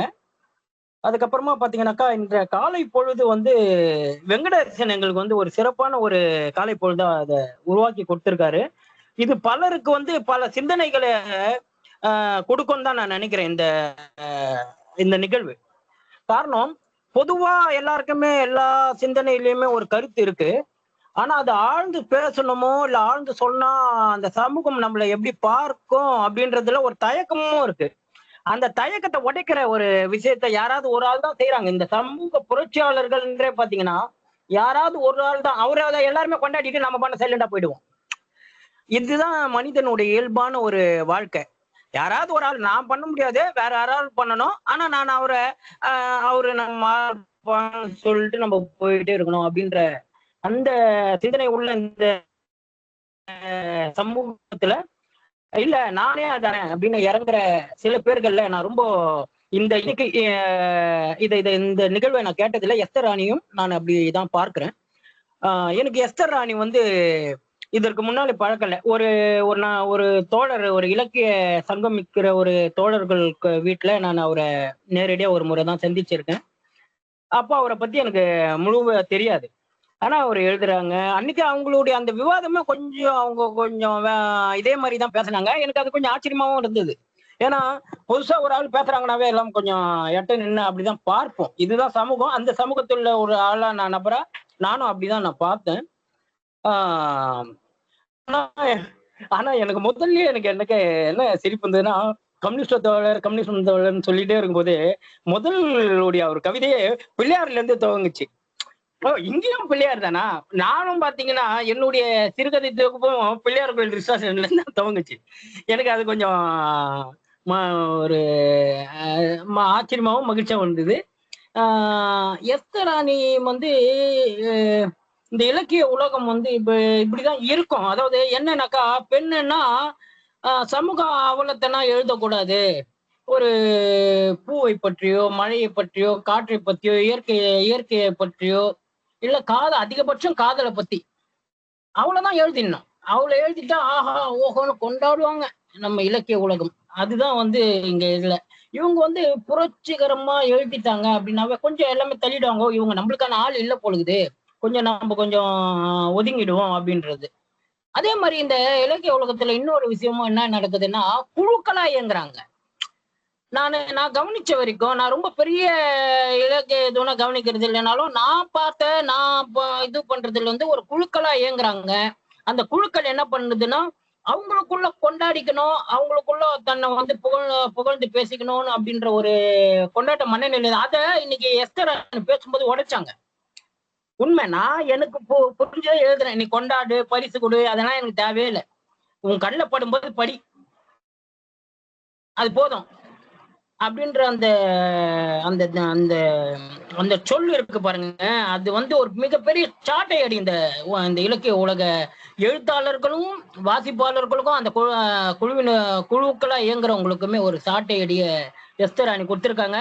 அந்த சாட்டை அடி நுனி எனக்கும் என் முதுகுலயே கொஞ்சம் பட்டு இருக்கு. நானும் அப்படிதான் இயங்கிட்டு இருக்கிறேன். கொஞ்சம் வலிக்கத்தான் செய்யுது, நடு முதுகு கொஞ்சம் வலிக்கத்தான் செய்யுது. இருந்தாலும் இது இன்னொரு சொல்லும் போதுதான் இந்த இடத்துல இருந்து நம்ம மாறுபடணும் அப்படின்ற ஒரு கருத்தம் வருது. எஸ்தர் ராணியுடைய இந்த கவிதைகளையும் பாத்தீங்கன்னாக்கா, நான் அவங்க முகநூல்ல எழுதுவாங்க. எனக்கு அது உள்ள ஆழ்ந்த பொருள் என்னால விளங்கிக்க முடியலனாலும், ஏன்னா எழுத்தாளர் ஒரு சிந்தனையோட எழுதியிருப்பாங்க, நம்ம வேற மாதிரி புரிஞ்சுக்க கூடாதுன்னு. ஆனா ஆச்சரியப்படுவேன், இவங்க இவ்வளவு தைரியமா எழுதுறாங்க அப்படின்னு ஆச்சரியம் தான் பாரு. அதான் நான் தான் பொது மனிதன் தானே, அதனால நான் அப்படிதான் யோசிப்பேன். ஆனாலும் இங்க கம்யூனிசமோ இல்ல பெரியாரிசமோ இல்ல தலித்திசமோ, இந்த 3 இசமும் ஒன்று சேர்ந்து பயணிக்கக்கூடிய சிந்தனை மக்களுக்கு வேணும்னு அந்த நினைக்கிற அந்த சிந்தனையை நான் வரவேற்கிறேன். ஏன்னா எனக்கும் அந்த சிந்தனை உண்டு. பெண்கள் பக்கம் இருந்து அவர்களுடைய வழியை உணர்ற சில பேர்கள்ல நான் ஒரு ஆளா கொஞ்சம் இருக்கிறேன் அப்படின்றதுலயும் நான் இங்க சொல்லிக்கிறேன். அது ஆனா பெரிய அளவுக்கு அது நம்ம இறங்கி செயல்படுத்த முடியல. அது கொஞ்சம் காலங்கள் இன்னும் கணியணும் அப்படின்றதுதான் என்னுடைய கருத்து. இந்த நிகழ்ச்சியில வடிவமைத்து கொடுத்த அந்த நுழைப்புலம் குழுவினருக்கும், இது அழகாக இந்த புத்தகத்தை எடுத்து பேசணும்னு நினைச்ச பிரியா வெங்கடேசனுக்கும், இப்படி எழுதின நம்ம எஸ்தர் தோழர் எஸ்தர் ராணிக்கும், இதை தொகுத்து வழங்கிய அருமை தோழி பூங்கொடிக்கும் என்னுடைய மனமார்ந்த பாராட்டுகள். நன்றி. காசியண்ணா ரொம்ப நன்றி. அழகா சொல்லிட்டீங்க. நானும் பொது மனிதன் தான். ஆச்சரியப்படுவேன். என் முதுகுலயே அடி விழுகுது அப்படின்னு. அத என்னைக்கு உணர ஆரம்பிச்சுட்டாலே நம்ம சரியாயிடுவோம். உணர ஆரம்பிச்சிருக்கீங்க. உங்களுடைய சிறுகதை தொகுப்பும் படிச்சிருக்கேன். நீங்க எவ்வளவு முற்போக்கானவர் அப்படிங்கிறது இங்க இருக்க நமக்கு தோழர்களுக்கும் தெரியும். உங்க பின்னுரைக்கு ரொம்ப நன்றி அண்ணா. வேறு தோழர்கள் யாராவது பேச விரும்புறீங்களா? பானுரேகா தோழர், எஸ்ஆர்சி தோழர், நவீன் தோழர். நீங்க ஏதாவது கேள்விகள் இருந்தாலும் கேட்கலாம். நூலை வாசிச்சிருக்காட்டியும். வணக்கம்ப்பா. நான் வணக்கம் தோழர். பானு தோழர் பேசுங்க. வணக்கம். அனைவருக்கும் வணக்கம். கொஞ்சம் இடையில கேட்க முடியலனாலும் அப்பப்போ கேட்டுட்டே இருந்தேன். ஒரு பிரியா வெங்கடேசன் பேசும்போது எனக்கு வந்து இவங்களோட கவிதை தொகுப்பு வந்து புதுசுதான். கவிதைகளே முகநூலியே நான் பார்த்ததில்ல. ஆனா அவரு கவிதைகளை சொல்லும் போதே வந்து இப்போ இந்த கவிதை தொகுப்பு கொடுத்து என்னை வந்து எங்கேயாவது பேச சொன்னீங்கனாலும் கண்டிப்பா நான் நிச்சயம் தயங்குவேன். ஏன்னா அவர் வாசிச்ச கவிதைகள்லாம் அப்படிதான் இருந்தது. ஏன்னா வெளிப்படையா சில விஷயங்களை வந்து நம்ம படிப்போம், அதுக்காக நல்லா இருக்குன்னு நம்ம நினைப்போம். ஆனாலும் ஒரு சில கவிதைகளை வந்து வெளிப்படையா பேச மாட்டோம். அந்த மாதிரி கூட்டத்துலதான் நானும் ஒரு ஆளு. ஆனா அவங்க எஸ்தர் பேசும்போதும் அவங்களும் பார்த்தாலும் ஆச்சரியமா இருந்தது. நான் எனக்கு மனசுல பட்டதுதான் எழுதுவேன். அவங்க வெளிப்படையா பேசுறதும் ஆச்சரியமா இருந்தது. இதுக்கு மேல வந்து அவங்களோட பக்கத்தை பார்க்கணும் அப்படின்ற ஒரு எண்ணம் வந்தது. அவங்க பேசும்போதே முகநூல் பக்கத்தை பத்தி கேட்கணும் அப்படின்னு நினைச்சேன். கண்டிப்பா இவங்க எழுதியிருப்பாங்கன்னு அதே போல அவங்களும் சொன்னாங்க. அதனால நிச்சயம் இதுக்கு மேல ஃபாலோ பண்றேன். அவங்க கவிதை தொகுப்பை படிக்கணும்னு தோணுச்சு. அவரும் ரொம்ப நல்லா ப்ரெசென்ட் பண்ணாரு. அவர் ஒன்னொன்னும் ஏன்னா அப்போ அவரு சொல்லும் போதே இதுக்கு யாரும் விருது கொடுக்க மாட்டாங்களே, இது யாரும் கொண்டாட மாட்டேன்றாங்களேன்ற ஆதங்கத்தை ஒரு கவிதையை படிச்சு முடிச்சவனும் அவரோட வார்த்தைகள்ல தெரிஞ்சது. ரொம்ப நல்லா இருந்தது. வாசிக்கிறோம். பூங்கொடியோட குரலையும் ரொம்ப நாள் கழிச்சு நான் இன்னைக்கு கேட்கிறேன். மகிழ்ச்சி. நன்றிப்பா. நன்றிங்க மேடம். ரொம்ப நன்றி மேடம். நன்றி. கண்டிப்பா. அதாவது பொது புத்தியிலிருந்து கொஞ்சம் கொஞ்சமா விலகி நம்ம இது மாதிரியான மாற்று சிந்தனைகள் வர்றதுதான் அந்த எழுத்து, அந்த படைப்போட வெற்றி அப்படின்னே சொல்லலாம். வேறு தோழர்கள் நல்லு நீங்க தான் பேசுறீங்களா? அவரு கிளம்பிட்டு இருப்பாரு இல்ல டிராவல் இருக்காரான்னு தெரியல. நல்லு. ஹலோ. நல்லு பேசுறீங்களா? பேசுறது கேக்குதுப்பா, கேக்குது. ஓகே. அனைவருக்கும் வணக்கம். வண்டி ஓட்டிட்டு இருக்கேன், அதனால ரொம்ப ஷார்ட்டா முடிச்சுக்கிறேன் நான் என்னோட கருத்துக்களை. ஏன்னா பிரியா வெங்கடேசன் பேசுனதுல கொஞ்சம் நிறைவு பகுதி மட்டும் தான் என்னால கேட்க முடிஞ்சது. முக்கியமா வந்து அந்த ஒரு கவிதை மார்க்சும் ஏங்கல்ஸும் ஒரே படுக்கையில் ஜென்னியை புணர்ந்தார்கள் என்று ஒரு இலக்கியவாதி சொன்னான் அப்படிங்கிற அந்த வரி அவர் இன்டர்பிரட் பண்ண விஷயம் நான் கொஞ்சம் கேட்டேன். அதை கொஞ்சம் டிஃப்ரெண்டா இன்டர்பிரட் பண்ணி பார்க்கலாம்னு நினைக்கிறேன். அது கூட வந்து அந்த கடைசி வரி, அந்த கவிதையினுடைய கடைசி வரி, அவன் எண்ணில் ஜென்னியை பார்த்தான் அப்படிங்கிற அந்த வரியை கனெக்ட் பண்ணாங்கன்னா வந்து வேற ஒரு இன்டர்பிரேஷன் கிடைக்கும். அது அப்படிதான் வந்து அந்த கவிதையை புரிஞ்சுக்கணும்னு நான் நினைக்கிறேன். அதை வந்து எங்க கனெக்ட் பண்ணலாம் அப்படின்னா, பூங்கொடி வந்து எஸ்தரை அறிமுகப்படுத்தும் போது சொன்னாங்க, எஸ்தர் முடிக்கும் போது சொன்னாங்க, எஸ்தர் நிறைவு செஞ்ச பிறகு பூங்குடி வந்து இந்த கலந்துரையாடலை தொடங்கும் போது சொன்னாங்க, அதாவது எழுத்து ஒன்றாகவும் வாழ்வு படைப்பாளிகள் கூட இதை கனெக்ட் பண்ணோம்னா வந்து ரொம்ப பர்ஃபெக்டா போய் மேட்ச் ஆகும்னு நான் நினைக்கிறேன். அதனால அந்த ஒரு இன்டர்பிரேஷன் கொஞ்சம் மாத்தி பண்ணிக்கலாம்னு தோணுச்சு. மற்றபடி டீடைல்டா வந்து அவங்க பேசினாங்க. அவங்க பேசினதை நான் முழுமையா கேட்க முடிஞ்சது. ரொம்ப நிதானமா, ரொம்ப தெளிவா, ஆணித்தரமா அவங்களுடைய கருத்துக்களை எல்லா இடத்துலயும் அவங்க வந்து ரொம்ப அற்புதமா, முக்கியமா இந்த உரையில வந்து ரொம்ப அவங்க தெளிவா வெளிப்படுத்தி இருந்தாங்க. அதுல ரெண்டு விஷயம் நான் சொல்லணும்னு நினைக்கிறேன். ஆக்சுவலி இந்த தொகுப்புக்கு வந்து புதிய மாதவி தோழர் ஒரு சிறப்பான அறிமுகம் எழுதி இருந்தாங்க. அதான் அவங்க குறிப்பிட்டாங்க நினைக்கிறேன். ரொம்ப அது முக்கியமான ஒண்ணு. நாட்டுரைங்கிறது ரொம்ப முக்கியமானது. இந்த தொகுப்பு இதை குறித்தான அணுகுமுறை குறித்தும் அவங்க வந்து அவங்களுடைய கவிதைகள் மீதான அணுகுமுறை குறித்தும் எஸ்தர் தோழர் சொல்லியிருந்தாங்க.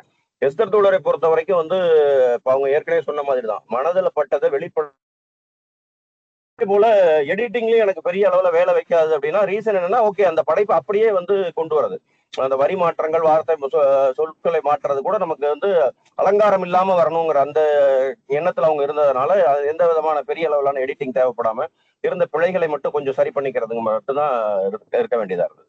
மற்றபடி நமக்கு பெரிய அளவிலான சிக்கல் இல்லாத கவிதைகள் தான். அதே நேரத்துல அந்த புரிஞ்சுக்கிறது பத்தி சொன்னாங்க. ஒரு சிலருக்கு புரியலன்றது அது நம்ம அதை பொருட்படுத்த வேண்டியதுன்னு நினைக்கிறேன். ஏன்னா வந்து எல்லாருடைய கோணமும் எல்லாருடைய பார்வையும் ஒரே மாதிரி இருக்க போறது இல்லை. அவங்களே திரும்ப திரும்ப வாசிக்கும் போது அதை வந்து நம்ம அது குற்றச்சாட்டு எல்லாம் கிடையாது. அவங்களுக்கு அது புரியல அப்படின்னா அவங்களுடைய கோணம் அதுன்னு இருக்கா. அது அவங்களும் அந்த குற்றச்சாட்டாவும் சொல்லல. பட் வந்து அந்த புரிஞ்சுக்கணுங்கிறது அவசியம் இல்லை. அதே நேரத்துல நம்ம அதுக்கான விளக்கமும் கொடுக்க வேண்டியது இல்லை. இது எப்படிதான் புரிஞ்சுக்கணும் அப்படிங்கிற மாதிரியான ஒரு விளக்கம் இப்ப நான் சொன்னதே வந்து அப்படித்தான். இப்ப ஒரு பிரியா வெங்கடேசன் ஒரு கோணத்துல எடுத்திருக்காருன்னா நான் இன்னொரு கோணத்துல பாக்குறேங்கிறதா நான் சொல்றேன். நான் அது வந்து அவர் இப்படித்தான் இந்த கவிதை புரிஞ்சுக்கணும்னு நான் சொல்ல முடியாது. ஏன்னா அது அவருடைய உரிமை. அந்த கவிதை அவர் எப்படி புரிஞ்சுக்கிறாரு அப்படிங்கிறது. அதே போல வந்து அந்த ஒரு சில இடங்கள்ல ஏன்னா வந்து அவங்க எஸ்தர் பேசும்போது கொஞ்சம் எனக்கு அது தன்னிலை விளக்கமா பட்டது. அது தேவையில்லைன்னு நான் எனக்கு தோணுச்சு. அதாவது தன்னிலை விளக்கம் எங்கேயும் தேவையில்லை. முழுமையாவே வந்து அந்த படைப்பை வந்து அவங்க எப்படி புரிஞ்சுக்கிறாங்களோ அப்படி புரிஞ்சுக்கட்டும். எப்பவுமே வந்து இப்ப இன்னும் நிறைய பேர் சொல்லிட்டே இருப்பாங்க. அடிக்கடி சொல்லக்கூடிய ஒரு காமன் உதாரணம்னு பாத்தீங்கன்னா புதுமை பித்தன். நீங்க புதுமை பித்தன் கதைகளை அவர் வாழ்ந்த காலத்தை விட இன்னைக்குதான் வந்துட்டு கொண்டாடிக்கிட்டு இருக்காங்க.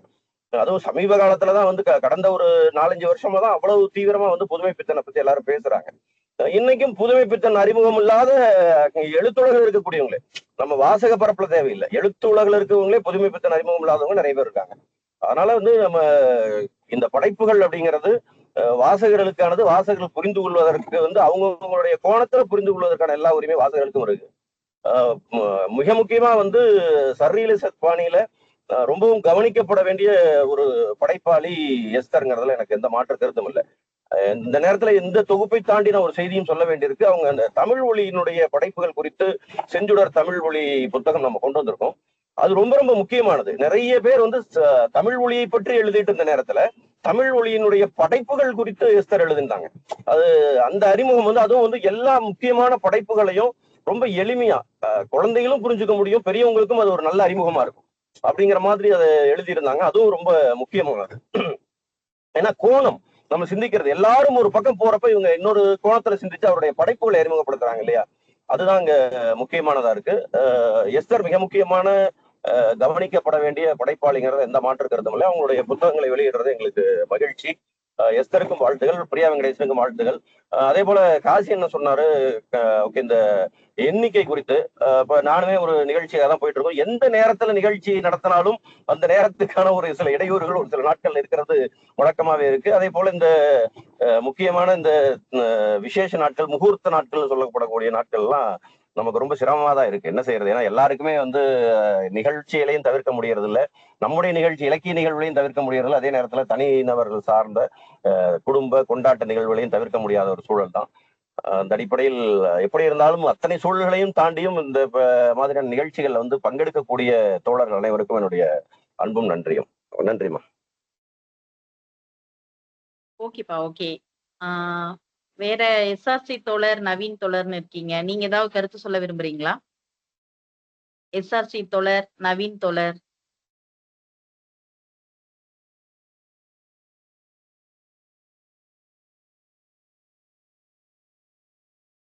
பேசுறது கேக்குதா உங்களுக்கு? எஸ்ஆர்சி பேசுறேன். கேக்குதுங்க தோழர், பேசுங்க தோழர். எனக்கு நான் உரையை முழுவதும் கேட்டேன். பிரியா வெங்கடேசனோட உரையும் எஸ்தர் ராணி அவங்களோட உரையும் கேட்டேன். நான் கருத்து சொல்றதுக்கு எதுவும் இல்லை. நான் ஒரு வாசகனாகவே இந்த அவையை பொறுத்த வரைக்கும் ஒரு வாசகனாகவே அதை நான் கேட்டு அதை மனதிலே மகிழ்ச்சி கொள்ளுகின்றேன். நன்றி, வணக்கம். நன்றிங்க தோழர், நன்றி. நவீன் தோழர்னு ஒருத்தர் இருக்காங்க. அவங்க ஏதாவது தெரிவிக்க விரும்புறீங்களா? இல்லாட்டி பிரியா வெங்கடேசன் தோழர் கடைசியா நீங்க ஒரு 2 நிமிடம் பேசலாம். இல்லாட்டி எஸ்தர் தோழர் நீங்க ஏதாவது இவங்க சொன்ன கருத்துக்கு நீங்க சொல்லணும், பதில் சொல்லணும்னாலும் நீங்க பேசலாம். நான் ஒண்ணு சொல்லிக்கிறேன். ஒரே ஒரு நிமிஷம் சொல்லிக்கிறேன். சொல்லுங்கண்ணா, சொல்லுங்க. ஒண்ணும் இல்ல, பிரியா வெங்கடேசன் தோழர் கண்ணுல அந்த பிள்ளையார் கோயில் ரிச்சா ஸ்டாண்ட் படுமான்னு தெரியல. கொஞ்சம் அவர் கண்ணுல கொஞ்சம் அந்த ரிச்சா ஸ்டாண்ட் இருக்கிற பக்கத்தை கொஞ்சம் காமிச்சிங்கன்னா நல்லா இருக்கும். மகிழ்ச்சி. ஓகேண்ணா, காட்டிடலாம் அவருக்கும். அது வந்து நீங்க பல வருஷம் ஆச்சு இல்ல, அது எங்கேயாவது போய் தூசி தட்டி இருக்கும். அடுத்த தொகுப்பு வரையில அதையும் சேர்த்து இது பண்ணிடலாம்னா. நவீன் தோழர் பேச வந்தாங்க. தோழர் நீங்க பேசலாம்.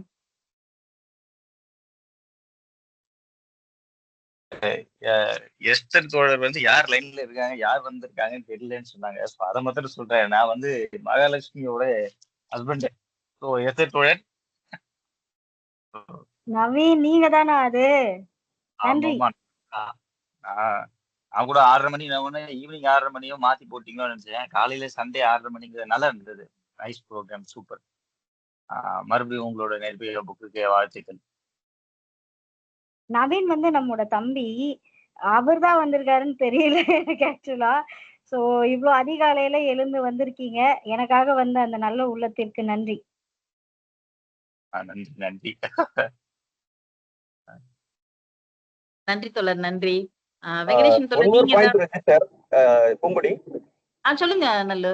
ஆக்சுவலி பிரியா வெங்கடேசனுடைய உரை குறித்து எஸ்தர் தோழர் பேசும்போது அவர் காத்திரமா விமர்சனம் வைப்பாருன்னு நினைச்சேன். ஆனா அவர் விமர்சிக்கல அப்படின்ற மாதிரியும் சொல்லியிருந்தாங்க. அதை வந்து நான் எப்படி பாக்குறேன்னா, பார்வையான சிந்தனை அப்படிங்கிற மாதிரி கூட எடுத்துக்கலாம். ஓகே, நமக்காக போறவங்க அப்ப விமர்சனம் திருமுறையா நின்று பாக்குறவங்களுக்கு தான் அந்த இடத்துல வந்து விமர்சனம் வரும். அப்ப அவருக்கு பிரியா வெங்கடேசனுக்கு எந்த விமர்சனம் எழல அப்படிங்கிறப்ப அவர் நம்ம கோணத்துல நம்மள மாதிரி சிந்திக்கிறாருன்னு அதை எடுத்துக்கலாம் நான் நினைக்கிறேன். நான் அப்படிதான் அதை நான் புரிஞ்சுக்கிறேன். அதே நேரத்துல ஒரு படைப்புக்கு வந்து இப்ப எதிர்மறை விமர்சனம் வர்றதுங்கிறது எந்த வகையிலும் வந்து ஒரு தவறானதே கிடையாது. எதிர்மறை விமர்சனங்கள் கண்டிப்பா வந்து இருந்தால் அதை தெரிவிக்கலாம். அதே நேரத்துல ரெண்டு விஷயம், வாசகனுடைய உரிமை எப்படியோ அதே போல படைப்பாளியினுடைய உரிமையும் இருக்கு. படைப்பாளி எதை எழுதணுங்கிறதையும் வாசகர்கள் தீர்மானிக்க முடியாது. வாசகன் அதை எப்படி புரிஞ்சுக்கணுங்கிறத படைப்பாளி ரெண்டு பக்கமான ஒரு ரெண்டு பக்கம் கூர்மையான கத்தியமாங்க இல்லையா, அந்த மாதிரி இது ரெண்டு பக்கம் அப்படி இருக்கும். அதுல எப்படி டிராவல் பண்றங்கிறது இந்த படைப்புலனுடைய சாகசம்லாம் அடங்கி இருக்கு. நன்றி. நன்றிங்க நல்லு, நன்றி. வெங்கடேசன் தோழர், நீங்க ஏதாவது இறுதியா சொல்ல விரும்புறீங்களா? வெங்கடேசன் தோழர்.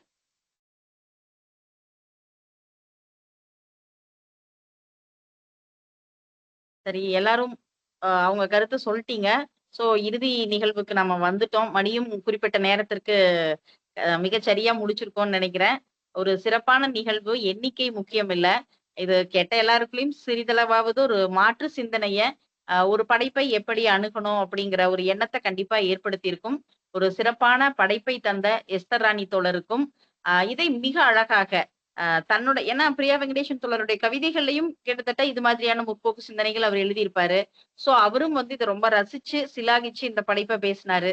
அவருக்கும் நுழைப்புலம் வாயிலாக நன்றிகளை தெரிவித்துக் கொள்கிறோம். அடுத்து மீண்டும் ஒரு நல்ல ஒரு நூலை எடுத்துக்கொண்டு அதிகாலையில் இணைவோம். நன்றி தோழர்களே. நன்றி, வணக்கம்.